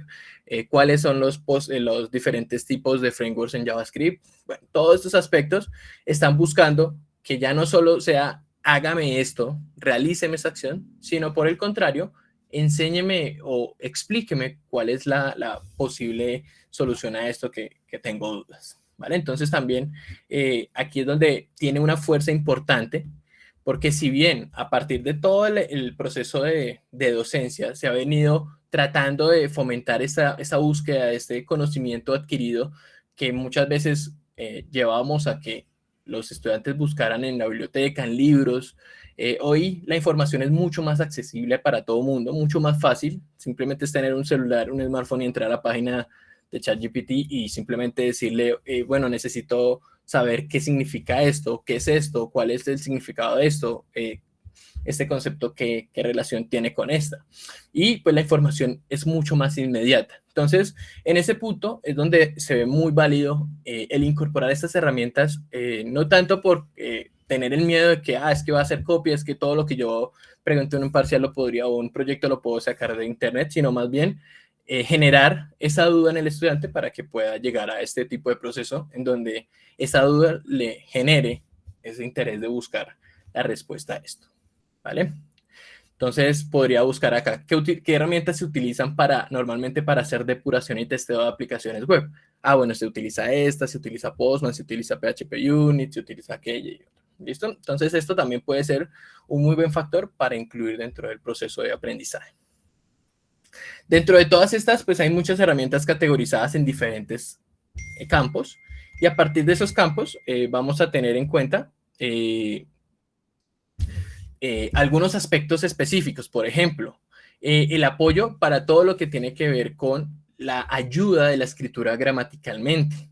Esto pues nos va a permitir que yo le escriba un texto y que él me ayude a ordenarlo gramaticalmente, verificar, por ende, esto, si bien se podría tornar también con la parte ética de, bueno, es que el estudiante escribió cualquier cosa y buscó cómo se lo podían arreglar y el que lo escribió bien fue la herramienta, pero también de alguna manera permite que el estudiante pueda identificar cosas dentro de su escritura y pues van a llegar trabajos mucho mejor escritos a partir de algunas herramientas. Para toda la parte de traducción y para toda la parte de generación de contenido. No solo generación de contenido a nivel de respuestas de información, sino a través de lo que ahorita nos comentaba el profesor Jorge, generación de imágenes, generación de textos específicos, generación de escritos, procesos de animación que se han venido también trabajando con diferentes inteligencias artificiales y algunos otros factores adicionales que pueden ser útiles para el día a día. ¿Listo? Entonces, hay un sinfín de herramientas que nos van a permitir desde la parte de, por ejemplo, asistencia para la escritura, gamificación, asistencia en enseñanza con ambientes virtuales, que hoy en día, digamos que toda la educación pues va a tener que reformarse en muchos casos, y uno de estos aspectos es que toda la inteligencia artificial, como nos lo explicaba ahorita Wilmer, pues tiene a su vez una relación implícita en diferentes realidades, en realidades virtuales, en donde se va a tener que incorporar un poco de aspecto a nivel de contenido curricular en muchos campos de estos, todo lo que tiene que ver con metaverso y demás. Es algo que quizás todavía está tomando fuerza, pero en algún momento va a ser también, al igual que como estas herramientas, algo del día a día. Todo eso para la parte de aprendizaje personalizado, entrenamiento, productividad, apoyo, automatización, generación de experiencias, mejora en el reclutamiento de personal, procesos de reclutamiento con mayores calidades a nivel de validación, atención al cliente, mejoras en sistemas automatizados de atención al cliente y de robots que generen este tipo de proceso, apoyos en asesorías financieras, por ejemplo, hablemoslo de lo más actual. Quizás no todos manejan los conceptos financieros, ¿cierto? Y yo quiero saber qué necesito yo o desde qué monto yo tengo que declarar renta, por ejemplo. Entonces se pregunta, bueno, ¿cuál es el monto máximo para empezar a declarar renta? ¿Cuáles son los documentos que tengo que soportar? Bueno, todo ese tipo de aspectos podrían ser parte de conversar con un contador y sacar esa información, pero en su momento de pronto la duda se me genera y pues lo puedo encontrar, ¿no? Toda la parte de ayuda financiera de, por ejemplo, planes de finanzas. Yo gano 2 millones de pesos, tengo que pagar esto de arriendo, tengo que pagar esto, ¿cómo podría organizar mis finanzas? Eso es uno de los ejercicios que en alguna charla de estas herramientas lo miré y me pareció interesante porque a su vez muchos podríamos no tener un orden en sus finanzas y podríamos mejorarlo a partir de algunas ayudas que se generan pues con cálculos matemáticos, pero que de pronto en las ocupaciones no se da el tiempo para hacerlo, ¿no? Ayúdeme a saber si tengo un crédito de tanto y ese es el porcentaje que se va a hacer efectivo anual, ¿cuánto quedarían las cuotas? Por ejemplo. Entonces se me va a sacar un listado de todo ese proceso y que es válido tener esa información, que en caso tal yo lo podría hacer, pero me demoraría mucho. Tendría que entrar a Excel o a alguna herramienta de cálculo, poner el valor, poner la variación, sacar los valores y pues me voy a demorar más que es simplemente hacer una pregunta concisa en donde determine valor, interés efectivo anual y pues el plazo máximo al cual voy a pagar, ¿no? Entonces eso también ayuda mucho. Se ha utilizado para herramientas de detección de fraude, que es muy interesante todo lo que viene a ser la recopilación de información con el fin de generar ese tipo de procesos. Análisis de inversión. Entonces, ¿qué tan válido es invertir en determinado producto? Si voy a invertir esto a este tiempo, por ejemplo. Quiero saber si yo voy a invertir tantos millones en un CDT a tanto tiempo con este interés, ¿cuánto me generaría de ganancia? ¿No? Entonces, por ese lado también, al ser, digamos que valores, pues las respuestas van a ser mucho más exactas, no va a haber una variedad en la respuesta, sino que como tenemos números, cifras, cálculos son, digamos que muy directos, pues vamos a tener una respuesta mucho más específica. A diferencia de qué piensa sobre esto o al hacerle una pregunta de pronto de algún campo de psicología que pueda tener varias variaciones directamente dentro del proceso. Entonces ahí sí tendríamos como varios caminos a tener en cuenta. Pero cuando son datos exactos, pues se puede tener esto. Y por supuesto en programación, que es el campo en el que más he podido conocer estas herramientas. Entonces tenemos herramientas como AWS Machine Learning, que es procesamiento y aprendizaje de máquina basado en diferente información que recopila y que puede permitir que haya un desarrollo más rápido. Antes nos tocaba escribir todo un bloque de código para hacer alguna función muy específica. Hoy en día lo vemos más como, bueno, yo escribo un comando, pum, y él me bota un bloque con la plantilla, no el código que necesito, la plantilla para generar ese bloque y empezar a trabajarlo. Entonces, va a agilizar más el tiempo, que es lo que en algunos casos cuando empezó a salir decían, bueno, y los desarrolladores se van a acabar, no van a ver más porque estas herramientas van a venir a reemplazarlos, pero realmente no, el desarrollador se va a necesitar en todo momento, pero sí va a ayudar a que el desarrollador pueda agilizar muchas tareas que antes tocaba escribir, hacer un código o buscar un plugin para que me generara ese código. Hoy en día puede empezar a generar ese aprendizaje. Ahora basándonos, por ejemplo, en GitHub Pilot, que pues tendría prácticamente el código fuente de todos los proyectos macros que están en GitHub, pues va a permitir que voy a hacer una tarea, quiero un código que me permita obtener la fecha por parte del usuario. Pin, código y aparece el código que podría hacerlo perfectamente, pero le tomaría quizás 30 minutos, 40 minutos hacer ese código y probarlo, cuando ya podría sacarlo de manera rápida para hacer una tarea muy, muy rutinaria o muy fundamental. ¿Listo? Microsoft 365 Copilot, que utiliza la misma tecnología de GitHub Copilot, solo que esta es enfocada en desarrollo, ya se empezó a incorporar. Esto basado principalmente en productividad, que a su vez tiene GPT detrás, como el proceso de generación de información, y tiene a su vez la relación con los diferentes elementos. Por ejemplo, yo quiero hacer una presentación de PowerPoint a partir de un documento de Excel que tiene unas cifras de ganancias, pérdidas de mi empresa, pero pues me va a tomar mucho tiempo hasta que haga el análisis, haga cada presentación, quiera hacer eso para una junta en donde tengo que presentar esto. Entonces, esa herramienta ya nos permite coger, por ejemplo, un Excel y decir, realíceme una presentación con base en la información que está en este Excel. Y pues genera esto. O necesito enviar un correo indicándole a esa persona que tiene X, Y o Z acciones pendientes. ¡Pum! Y me genera todo un escrito de un correo perfectamente redactado y muy entendible. Entonces va a generar que este tipo de proceso sea muy rápido. Necesito hacer una cita o hacer una reunión para el viernes a las 3 de la tarde con Pepito Pérez y Sutanito. ¡Pum! Y me lo genera aquí en el Teams de una vez, me hace el enlace, me genera todo lo demás y me dice, este es el enlace con el cual se van a conectar, ya está enviadas las invitaciones para cada persona. Antes me tocaba entrar a la aplicación, hacer la configuración, escribir cuáles son los invitados, la fecha, la hora. Entonces esto va a generar que sea mucho más rápido este tipo de tareas y que a su vez permita que todo esté perfectamente conectado. Tenemos en cuenta que al ser un paquete completo, pues permite que haya un aspecto importante. ¿Listo? Entonces, por este lado vamos a... Un momentico, creo que estaba por acá.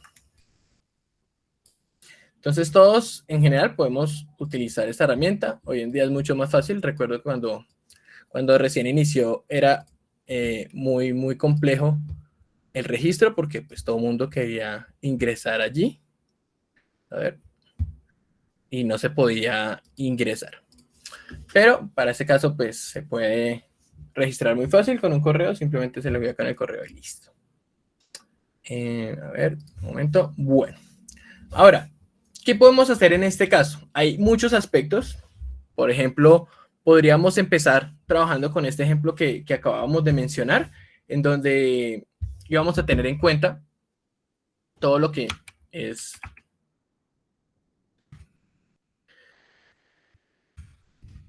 Un momento, sí se está viendo acá. Entonces, podemos encontrar respuestas tan sencillas como identificar algo puntual. Les crea un comando para saber cuántos archivos hay en un directorio en Linux, ¿no? Para una distribución CentOS, y me determinaría el comando que necesitaría. Esto como parte del aspecto de programación. A nivel de productividad, por ejemplo, podríamos decirle, quiero que actúes como un reclutador, te proporcionaré una descripción sobre el trabajo y te encargaré de dar ideas de estrategias para buscar solicitantes cualificados. Entonces aquí podríamos decir, bueno, ¿qué es lo que va a hacer esa persona? No sé, tales como community manager. Y podemos obtener información respecto a algunos aspectos. Acá, de hecho, él también podría incorporarse en la conversación y decirme, bueno, podrías proporcionarme una descripción completa del trabajo, incluyendo requisitos y responsabilidades específicas. Y podría seguir ahí escribiendo qué va a hacer esa persona con el fin de saber qué pruebas puedo hacer a nivel técnico para obtener una mejor respuesta. Por ejemplo, para la parte de aspectos o campañas publicitarias, pues podría tener en cuenta, por ejemplo, realizar un guión para una campaña publicitaria que dure 3 minutos sobre un curso de inteligencia artificial.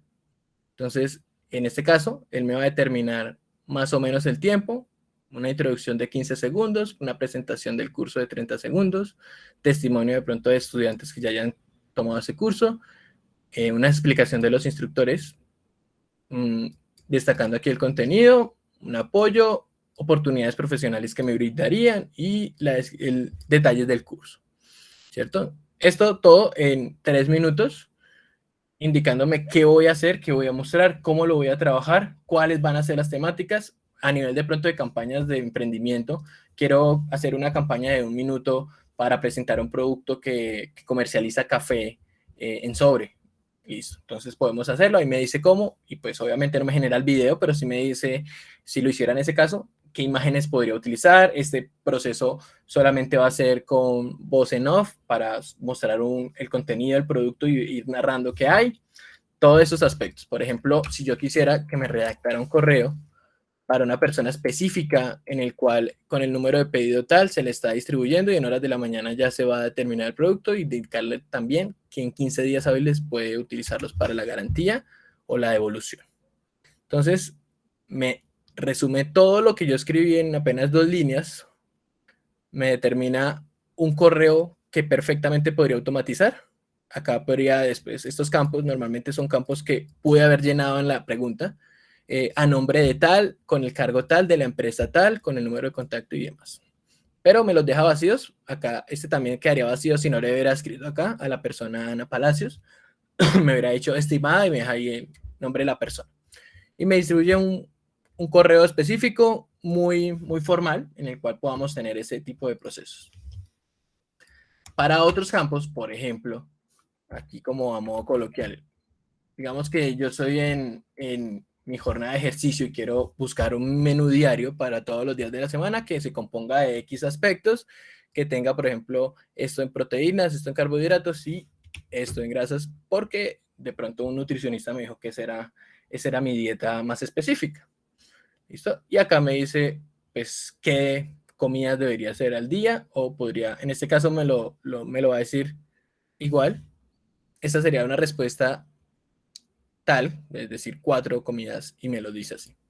Pero cambiaría si en vez de decirle esto le digo, acá, realízame un menú para todos los días de la semana compuesto por 4 comidas, por ejemplo.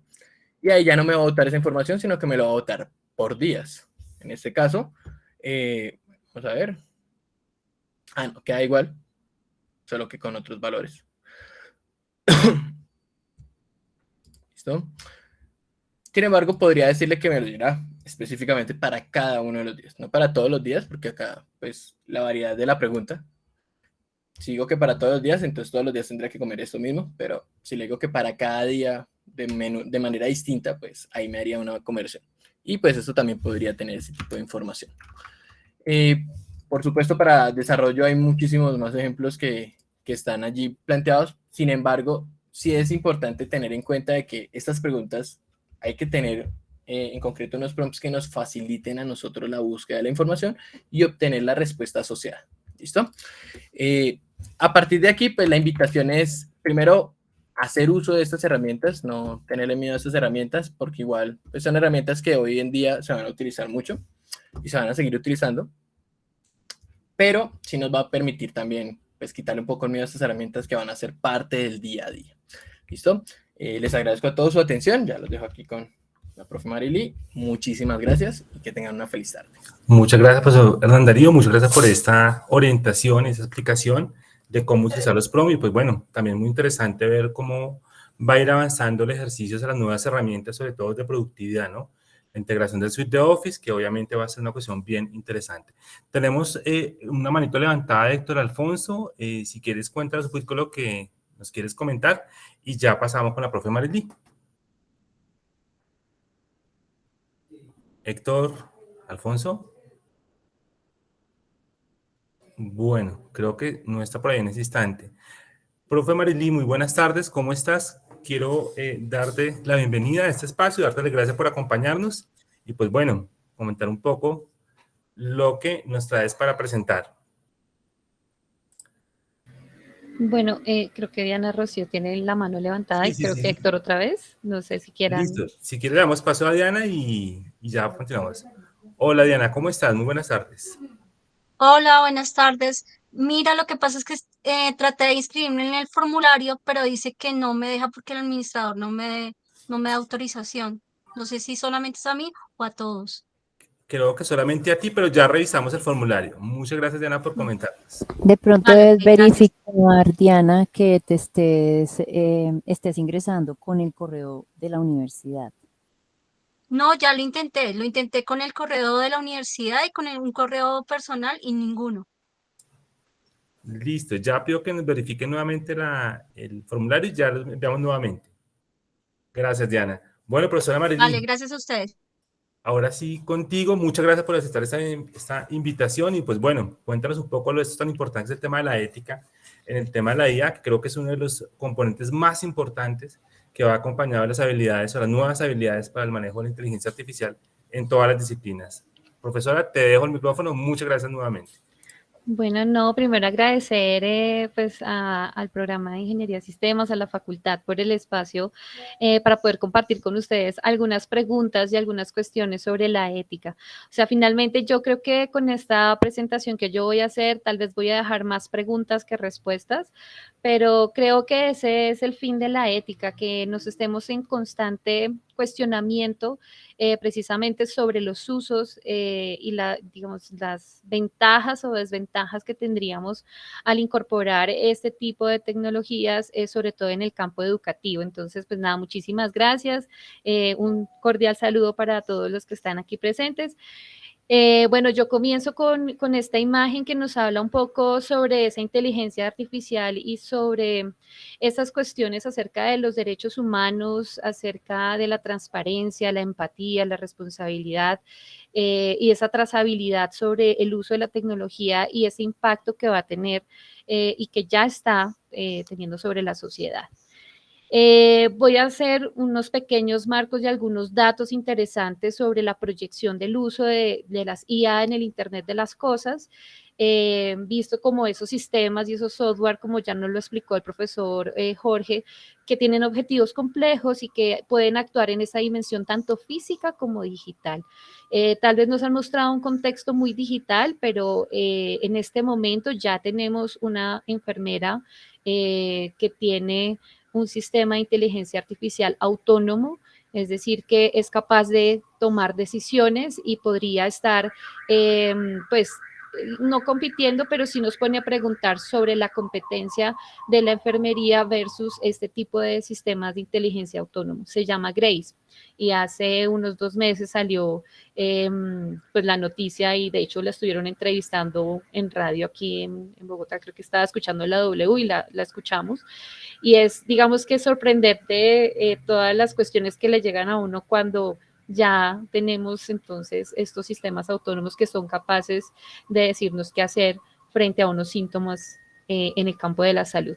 Entonces, en ese sentido, pues estas inteligencias artificiales pues se caracterizan por tener ese poder de adquisición, interpretación sobre los datos, la capacidad de procesar esa información derivada y la capacidad de raciocinio sobre ese conocimiento. También la posibilidad de dar decisiones sobre un objetivo particular, siguiendo algunas reglas simbólicas o aprendizajes de estos modelos numéricos, y también la capacidad de adaptar su conducta para analizar. Y esto pues va a tener un impacto en las acciones y en el entorno en donde vamos a estar interactuando con ellas, ¿no? Hoy en día se habla de empatía en las inteligencias artificiales, entonces nos deja, como les digo, más preguntas que respuestas, pero vamos a ir abordando estos temas poco a poco. En cuanto a la proyección económica y el impacto socioeconómico de este tipo de tecnologías, pues que ya se vienen utilizando desde hace mucho tiempo, se espera que para el 2028 las entradas económicas superen más de los 73,23 miles de millones de dólares. En 2023 se contabilizó esto y para 2028 se esperan más o menos 106,9 miles de millones de dólares. En este campo, pues vamos a tener los grandes empresarios o las grandes empresas que están apoyando y están haciendo una inversión muy grande en el desarrollo de estas tecnologías como Intel, Microsoft, Apple, Google, Samsung, en fin. ¿Por qué estas empresas? Bueno, casi todas las aplicaciones móviles están utilizando inteligencia artificial.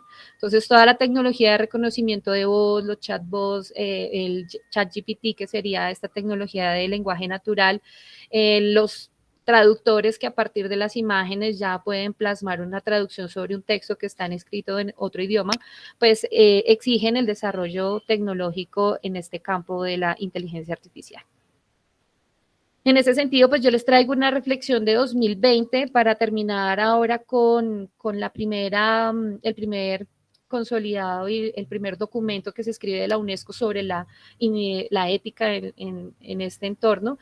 Y esta reflexión la traigo porque me parece muy interesante y pone varios cuestionamientos que deberíamos estar conversando para darles algún tipo de solución.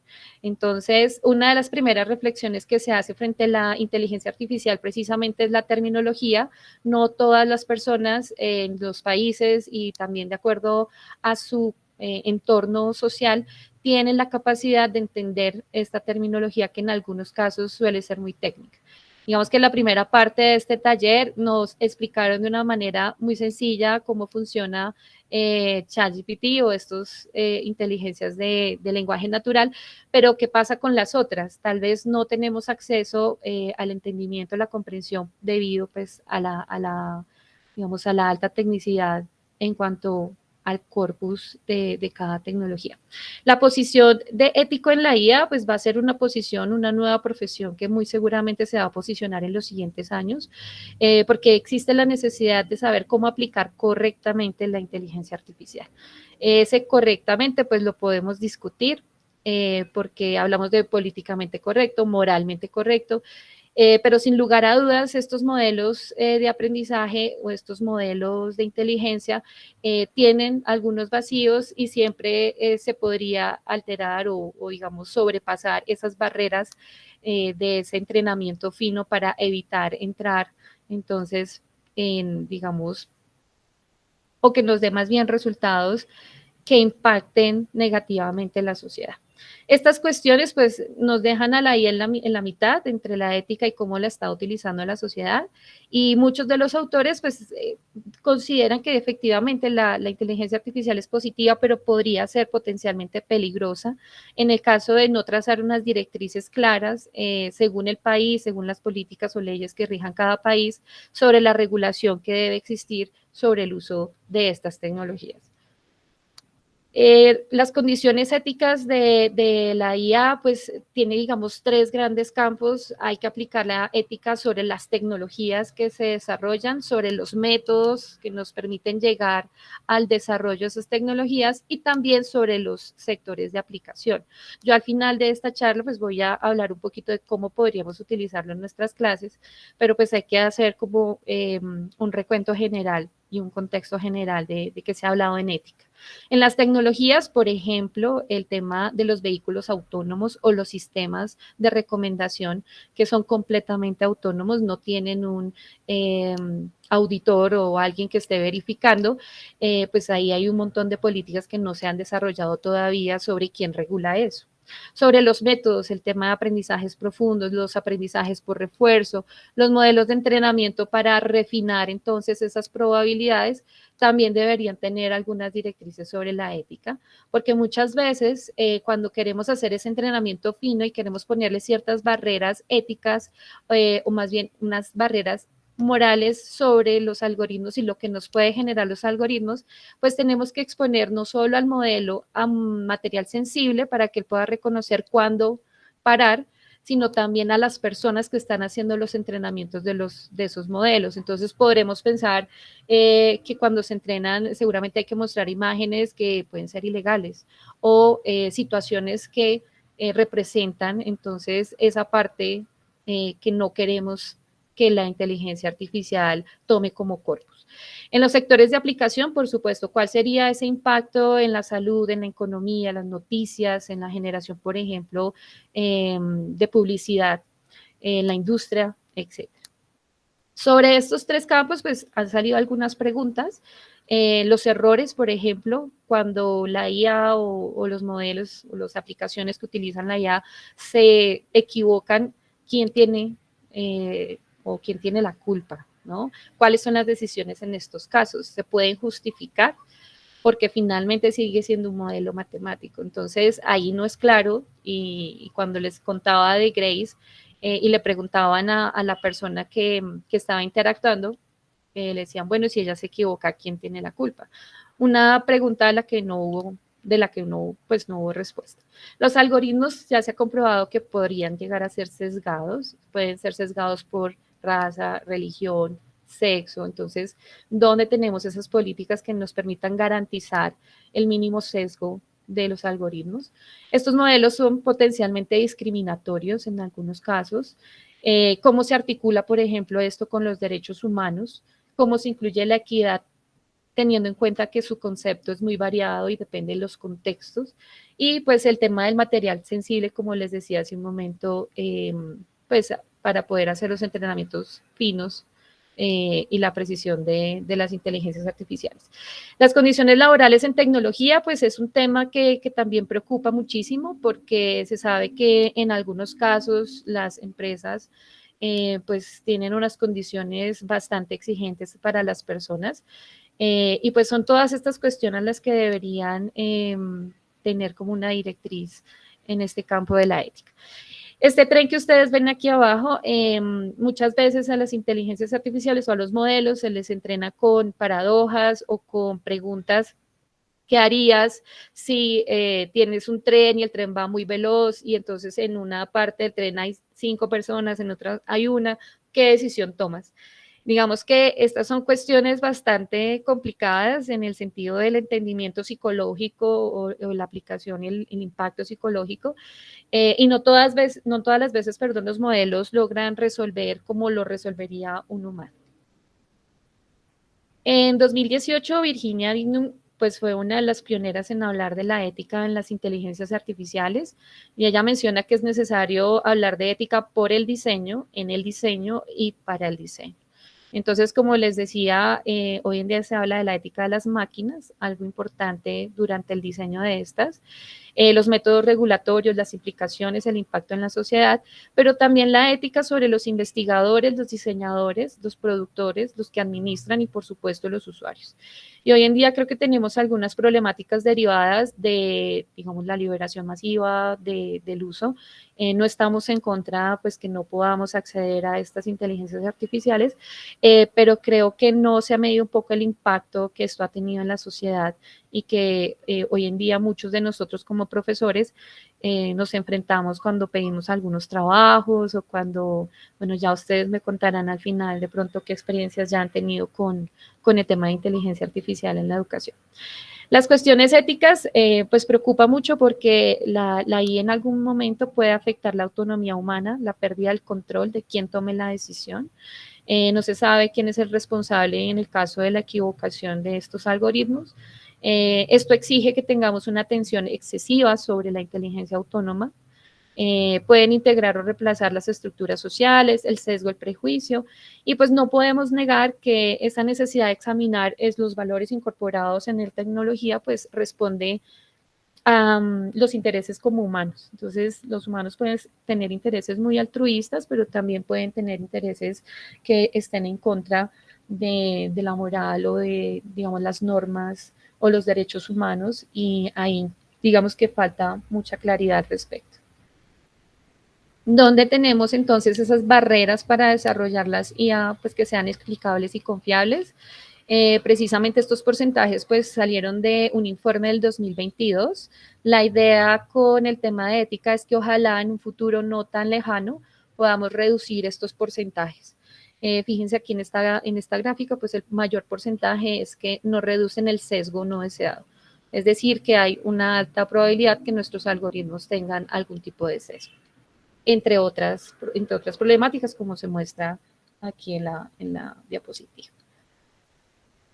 Y entonces llegamos a 2023. Bueno, el 2021 fue importante porque la UNESCO pues se sentaron a hablar entre muchos países y de verdad pues dijeron sí, hay unos dilemas que son éticos, que son muy profundos, cómo podemos llegar a reproducir prejuicios, la degradación del clima, la amenaza a los derechos humanos, promover las desigualdades porque no todos tenemos acceso a la tecnología y ahora mucho menos la entendemos. Entonces, digamos que ahí tenemos esas cuestiones y también perjudicar de pronto grupos que históricamente ya han sido marginados, ¿no? Entonces, la imagen la dejo porque ya en algunos casos se está dejando a la inteligencia artificial tomar o sugerir ciertas decisiones en casos penales o en la decisión de casos en donde generalmente había un juez humano pues haciendo ese trabajo. ¿Qué podemos decir? Claro, los modelos pueden tener menos errores que un humano o un humano puede tener más errores que una inteligencia artificial. Yo creo que ahí podemos tener opiniones divididas. Sin embargo, sí necesitamos esas políticas y esas directrices, sobre todo para saber qué hacer cuando ocurran estos casos en donde se requiera resolver alguna diferencia. La UNESCO entonces saca unas normas universales sobre esos descubrimientos científicos para el beneficio humano. Esto incluye también la tecnología y está haciendo un esfuerzo para identificar esos retos en cuanto a la ética en la neurotecnología, la ingeniería climática y el Internet de las cosas. Y ahí entra entonces la recomendación sobre la inteligencia artificial desde la ética. En ese sentido, ellos establecen 4 valores fundamentales. El primero son los derechos humanos y la dignidad humana. El segundo es vivir en sociedades pacíficas, es decir, que todos estos desarrollos tienen que promover, digamos, la paz, en pocas palabras, garantizar la diversidad y la inclusión de todas las personas y de alguna manera conectar con el florecimiento del medio ambiente y los ecosistemas. Para esto establecen entonces 10 principios. Los principios básicos es que pues, todas estas tecnologías deben tener proporcionalidad e inocuidad, la seguridad y la protección para obviamente los usuarios, el derecho a la intimidad y la protección de los datos, la gobernanza y la colaboración de todas las partes. Ahí yo podría poner en la mesa el tema de los monopolios, de ahora tengo que pagar por ChatGPT 4 y casi todos los, después me pueden tirar tomates, pero casi todas las innovaciones tecnológicas empezaron o más bien nos prometieron mucha eficiencia y agilidad, pero hoy en día se han vuelto otro servicio y otro bien que tenemos que pagar para acceder a ellos. Entonces, digamos que ahí hay también un tema para discutir. La responsabilidad y la rendición de cuentas. En los últimos años hemos visto algunas de las demandas, por ejemplo, a OpenAI, que es la desarrolladora de ChatGPT, y por eso es necesario muchas veces leer, como dicen, la letra pequeña. de las aplicaciones y también de los modelos de IA. El sexto, la transparencia y la explicabilidad. Poder acceder entonces a ese contexto de cómo se están haciendo cosas, la supervisión y la decisión humana, o sea, definitivamente puede que estas herramientas nos faciliten mucho algunos procesos, de verdad tienen una ventaja gigante, pero no podemos dejar las decisiones a estas inteligencias, siempre tiene que haber de por medio tal vez una supervisión humana, la sostenibilidad, la sensibilización y la educación, que es el punto que hablaré en un momento, y la equidad y la no discriminación. Hoy en día pues hay muchos papers y muchos artículos, investigaciones en donde tratan de digámoslo así, no sé si sea el término más correcto, pero intentan desafiar a los modelos para romper esas barreras morales, ¿cierto? Y lo han logrado. Entonces, digamos que ahí es importante este tema. El caso de ChatGPT, del que voy a hablar a continuación, viene también por algo que hicimos hace unos mesecitos, bueno, sí, un mes más o menos, en donde tuvimos esta misma charla, pero en un grupo más pequeño, y hicimos así como una encuesta. Entonces yo les decía, en una palabra relacione con qué crees que se parece, bueno, o qué impresión tienes de ChatGPT. Y en este caso, pues las palabras más grandes implican pues las palabras más frecuentes que fueron inteligencia, agilidad y rapidez. Y yo creo que con la demostración de los ejemplos que hicieron hace poco, pues podemos ver que sí, efectivamente vamos a reducir el tiempo en algunas actividades que de pronto nos toman horas, y pues el tiempo es lo que no podemos recuperar, lo que más vale. Entonces, creo que las aplicaciones nos han llevado a eso, a optimizar la eficiencia en el tiempo. Pero yo les pregunto, siempre uno que instala una aplicación de celular o utilizas algún programa o alguna aplicación, yo creo que lo último que uno lee son los términos de uso y la política en la privacidad de los datos. Y creo que en este momento tenemos que promover tanto en estudiantes como profesores, como la sociedad en general, que nos tomemos el tiempo también de mirar qué ocurre con estos términos antes de usar una aplicación. Nosotros estamos haciendo un trabajo con el profe Jorge como proyecto de docencia, y pues nos hemos encontrado con varias sorpresas en algunas de aplicaciones que podrían ser súper interesantes para la ingeniería. Tenemos algunos modelos de inteligencia artificial donde tú puedes hacer los prototipos sin tenerlos en físico y probar su eficiencia, pero en la política de privacidad de datos dicen que todo lo que subamos en su plataforma ya no es de nosotros. Entonces creo que ahí es donde tenemos que tal vez concentrarnos y hablar un poco de esa letra pequeña que uno acepta tan fácilmente cuando instalas una aplicación y la pones a usar o la comienzas a usar. No sabemos qué estamos firmando y eso es un contrato. Entonces, y es bien curioso porque no hay opción, nunca nos dan la opción de usarla sin firmar esas condiciones o esas políticas, o al menos discutirlas o permitirle a uno decidir qué información quiere que ellos utilicen y qué información no quiere. Y es muy engorroso, inclusive en Google, en Facebook y en este sistema de redes, es muy engorroso llegar a privatizar ciertas cosas, es bastante complicado. En el caso de ChatGPT, pues dentro de esos términos de uso, por ejemplo, los niños menores a 13 años no podrían utilizar ChatGPT. Se espera que de 13 a 18 años ellos cuenten con una autorización de sus padres. Y yo creo que hoy en día todos los chicos menores a 18 seguramente ya estarán utilizando ChatGPT. Sin embargo, pues nunca vamos a saber si tienen la autorización o no de los padres, pero esas son las condiciones en este caso de ChatGPT. Él nos implica o nos pone en manifiesto algunas restricciones, nos dice, oye, usted no puede infringir los derechos de cualquier persona. O sea, nos deja a nosotros la responsabilidad de salvaguardar los derechos humanos. No descubrir el código fuente. Yo no puedo entrar a ChatGPT a mirar qué algoritmos, qué modelos, cómo son esos sistemas de servicio por secreto empresarial, supongo yo.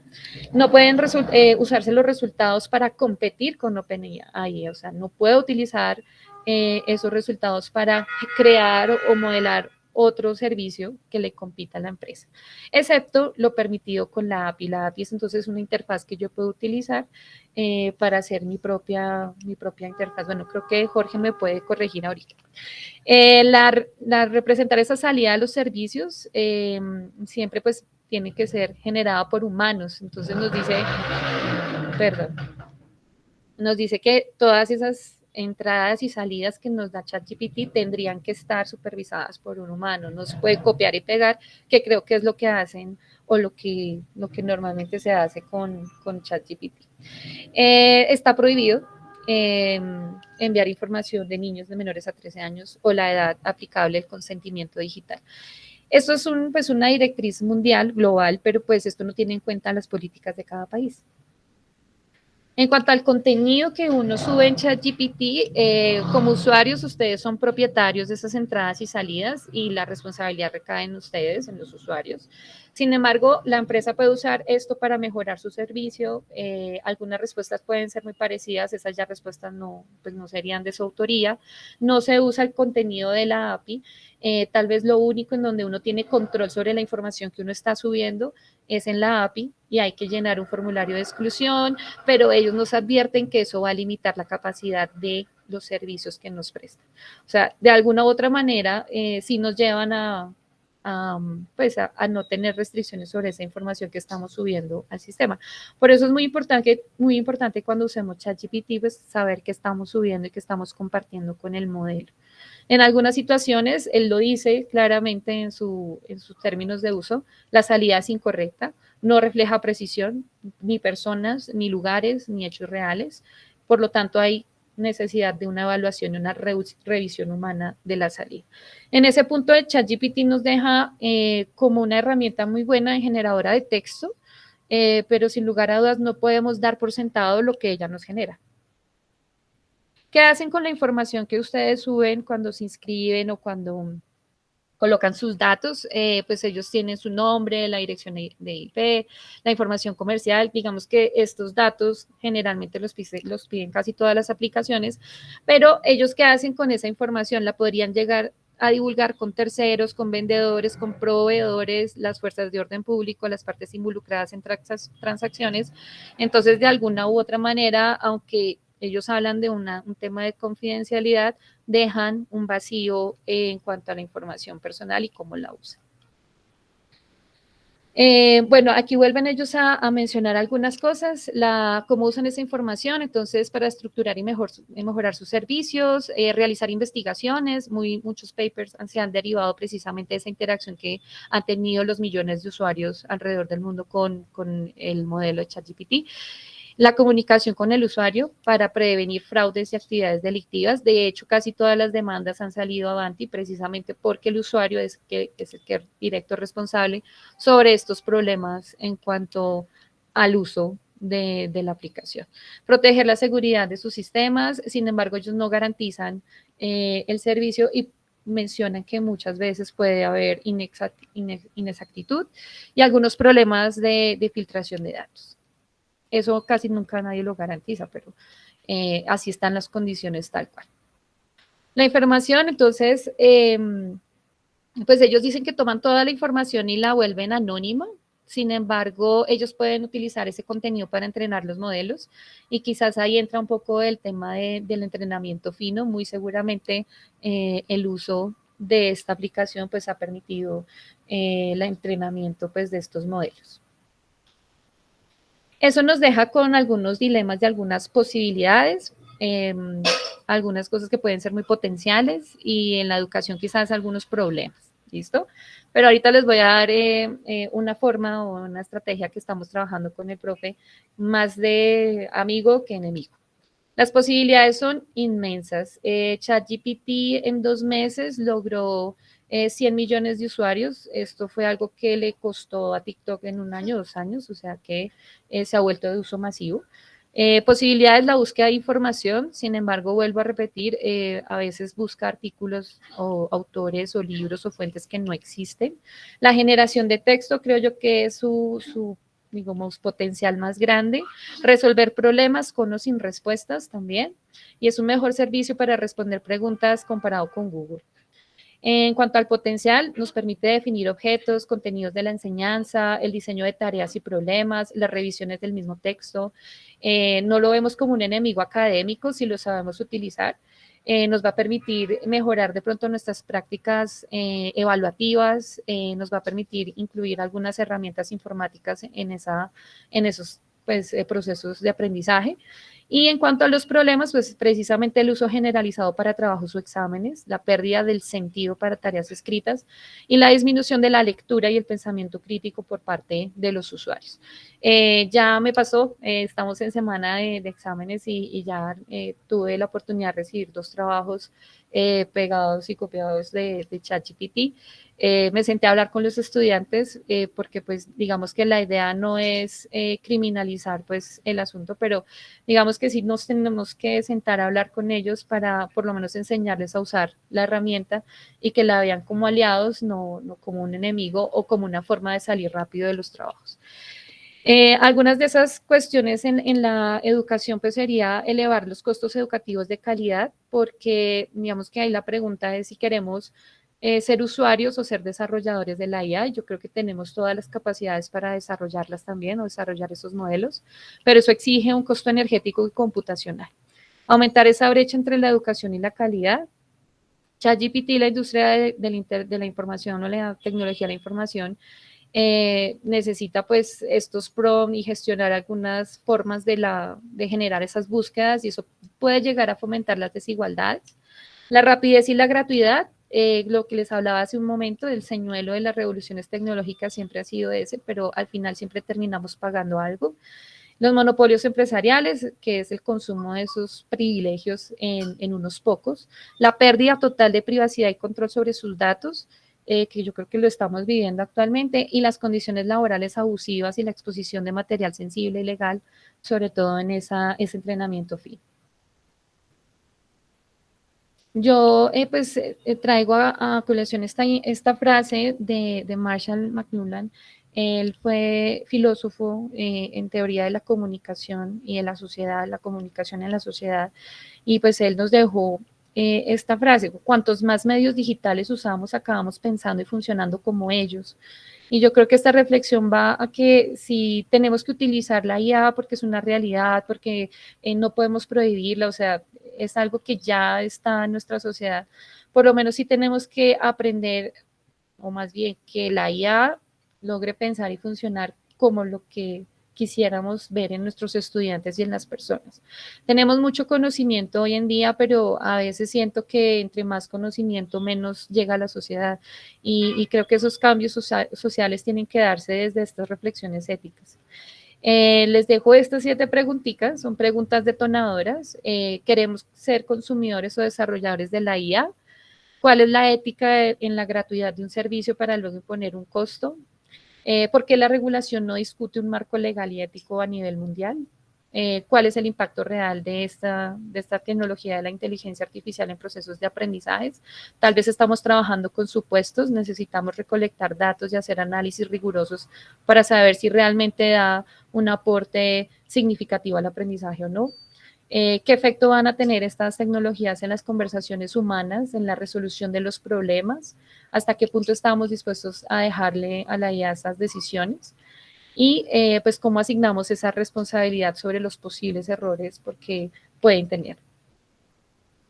De ahí salen un montón de noticias en donde todo el mundo quiere hablar de, bueno, qué pasa con los consejos de ChatGPT. En este caso, pues fue enfocado a ChatGPT, pero seguimos hablando y seguimos discutiendo y seguimos cuestionando este tema.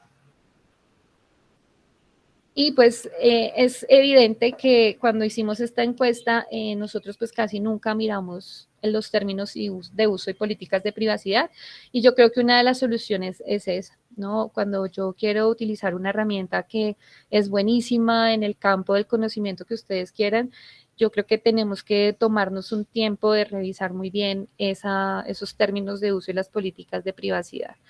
Ya ha pasado varios casos en donde se sube información confidencial y se pierden patentes o se pierde la autoría intelectual precisamente por no leer como les digo, la letra pequeña. Y hace poco en Netflix y en esta serie de Black Mirror sacaron un capítulo muy interesante de cómo cuando se firma, en ese capítulo se firmaba el contrato de Streamberry, porque no era Netflix, y tú cedías total derecho sobre tu imagen y podían hacer, bueno, en fin.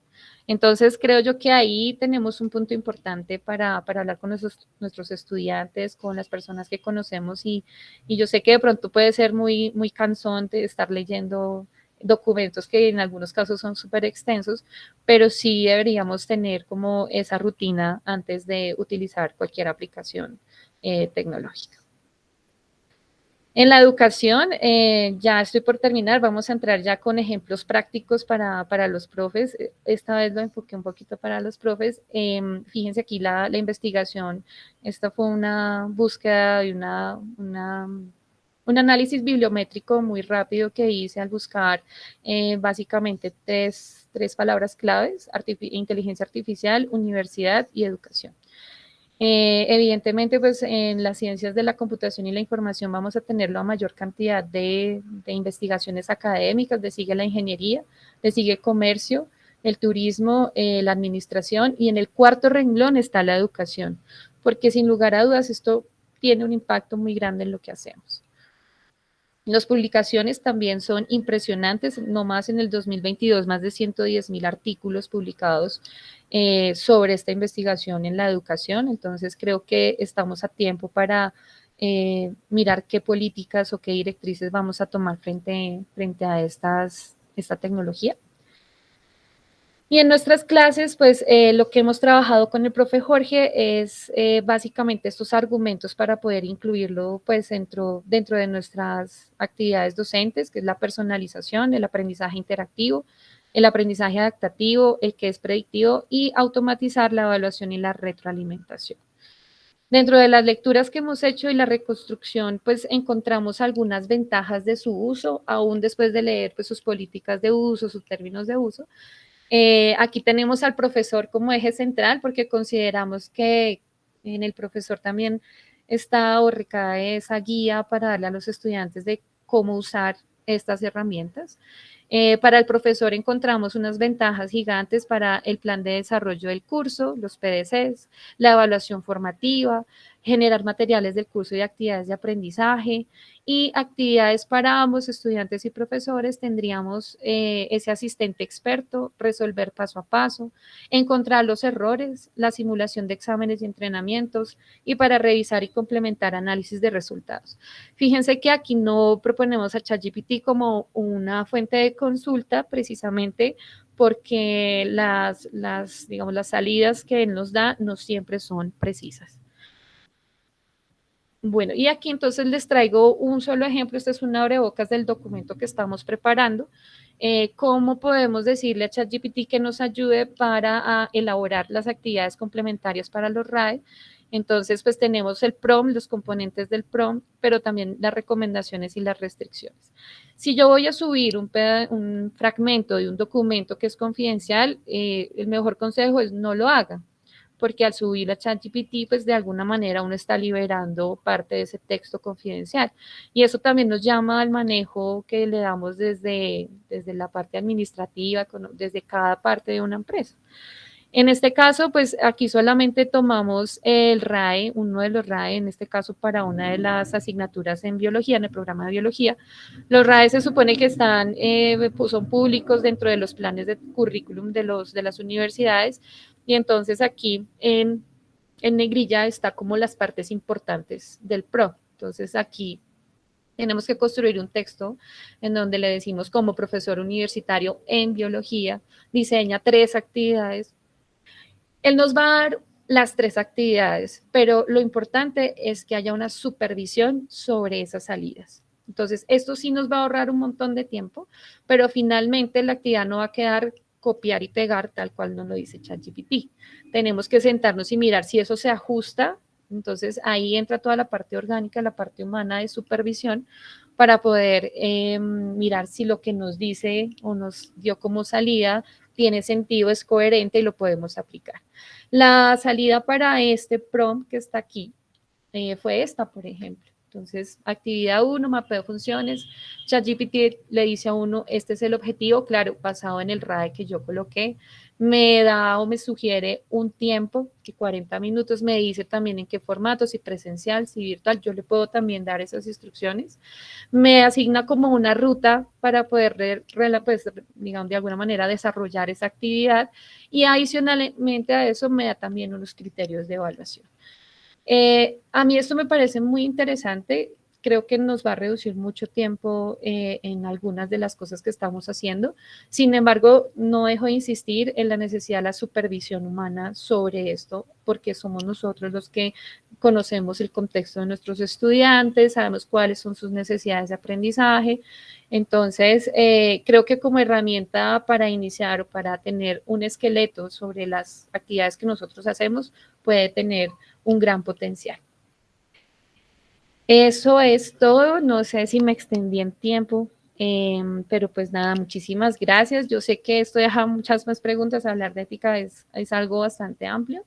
Sin embargo, pues estamos muy abiertos a sus sugerencias y bueno, no, espero que haya muchos comentarios. Gracias. Bueno, profesora Marely, muchas gracias por tu intervención. Yo creo que podemos dar un espacio para un par de preguntas, si te parece, y junto con los otros panelistas del día de hoy, para ver entonces si les parece. Bueno, tenemos una manita levantada, si no estoy mal. Acá reviso. Si tenemos alguna pregunta particular, alguna inquietud que quisiéramos resolver en ese instante. Profesora Marely, yo sí quisiera como invitarte para que de pronto con el profe Victorino hiciéramos un taller especializado para los profesores, para que pudiéramos aplicar ese manual que ustedes están desarrollando y pues también le diéramos sentido a esa práctica, ¿no? Sería muy, muy interesante. Entonces, pues bueno, vale la pena charlar para poder programar eso junto con el área de excelencia profesoral. Claro que sí. Yo le quería preguntar a Jorge algo, pero bueno, se me pasó. Pero sí, la idea es que pues este semana que lo llevamos haciendo medio semestre, sabemos que hay algunos profes que ya comenzaron el trabajo de PDC, nos hubiera gustado tener esto antes porque yo sé que estas herramientas son muy buenas para ustedes. Pero pues estamos en ese proceso y claro que sí, ahí tenemos, o sea, de lo que les mostré, ya está todo, o sea, las actividades complementarias, los criterios de evaluación, o sea, ya tenemos como todos los de verdad, pues este trabajo, tengo que admitirlo, lo hizo en un 80% el profe Jorge, pero creo que sí puede facilitar mucho el tema de la reforma y lo que estamos haciendo. Excelente. Yo creo que podríamos de pronto también acelerar ese momento de ese taller y de pronto jugárnosla para que podamos involucrar a las diferentes facultades, a las diferentes áreas y que esto se vuelva también parte del ADN desde la visión docente para el ejercicio. Bueno, tenemos aquí una preguntita de Ana Rocío Junca. Si quieres, coméntanos tu inquietud. Sí, yo estuve viendo un programa en el canal de DW y mencionaba que obviamente el tema de la inteligencia artificial está, bueno, tocaban dos temas en dos fragmentos diferentes. Uno, el tema de que el tema de los niños, se está viendo que la inteligencia artificial, como no se sabe quién niños, que son niños o menores de edad que están ingresando al tema del metaverso y todo el tema de la IA,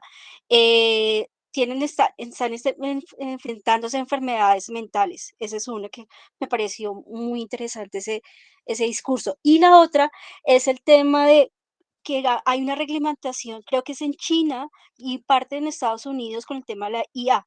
Por eso el tema de, digamos, la manifestación el tema de la manifestación, ¿y cómo se llama esto? El tema de del enfrentamiento que hay con el tema de los actores y los editores en Estados Unidos y a nivel mundial, pues está mirando que todo lo que está generando la IA es libre. Y me parece curioso que, no sé en Colombia cómo está el tema de la legalidad o el tema de la restricción. ¿Hay alguna restricción aquí en Colombia o no se han tomado el gobierno medidas en contra de ellas? Lo que yo he leído poco mucho, no puedo, no, o sea, no tengo la respuesta si ya hay alguna normativa, pero si hasta el 2021 la UNESCO por fin sacó como un documento grande con las partes y los países pues más, bueno, no voy a decir países grandes como Estados Unidos, bueno, europeos y todo esto. Y sacaron apenas un documento, las directrices y las normativas políticas o leyes en cada país van en un proceso mucho más lento con respecto a la liberación de estas nuevas tecnologías. No sé, me disculpan, pero esto es como los delitos, ¿no? Primero aparece el delito y luego aparece la norma. Entonces, pues precisamente estamos enfrentándonos a eso y creo que está en aumento la necesidad de empezar a regular y tener estas políticas claras de uso sobre las tecnologías que se están liberando. Sí, sí, efectivamente, digamos que el país ha hecho algunos avances en torno a una política de IA y obviamente firmar acuerdos internacionales, sobre todo con el grupo de la OCDE y de Naciones Unidas para el tema de un manejo ético de la inteligencia artificial, pero eso no ha pasado a temas un poco más jurídicos o legales que realmente normalicen digamos que esa relación con la IA y los desarrollos sobre ella, ¿no? En general en Colombia hay un atraso bastante alto, sobre todo el tema de desarrollo en temas de datos, de la parte legal y pues obviamente, pues creo que a todos los cogió por sorpresa, un poco retomando la palabra de la profesora Marily, primero apareció el delito y luego el proceso de legalidad y yo creo que está pasando lo mismo con eso. Primero aparece la tecnología y a un paso un poco más lento está tratando el tema de los marcos legales de poder entender cómo funciona esto en la relación, en las relaciones sociales, ¿no? Bueno, creo que no tenemos ya más preguntas, nos pasamos 3 minuticos un poco del espacio de tiempo que teníamos propuestos. Pues bueno, solo me queda agradecer a la profesora Marily, al profesor Victorino y al profesor Lozano, que gracias por habernos acompañado el día de hoy, por haber dado esta excelente conferencia y pues esperamos que este sea el inicio de muchos espacios que podamos brindar desde la Facultad de Ingeniería, pero también desde otras facultades con otras perspectivas y visiones sobre el ejercicio, ¿no? Esperamos entonces poder invitarles prontamente al ejercicio que nos propone la profesora Marily y el profesor Victorino sobre este manual tan interesante sobre el uso adecuado y ético de ChatGPT para el entorno universitario y pues esperamos también traerlos con nuevos talleres que a futuro podamos generar. Entonces, bueno, feliz tarde para todos, bendiciones y muchas gracias por todo el espacio que nos han brindado. Vale, con todo gusto, un saludo para todos. Que estén bien. Chao, profe.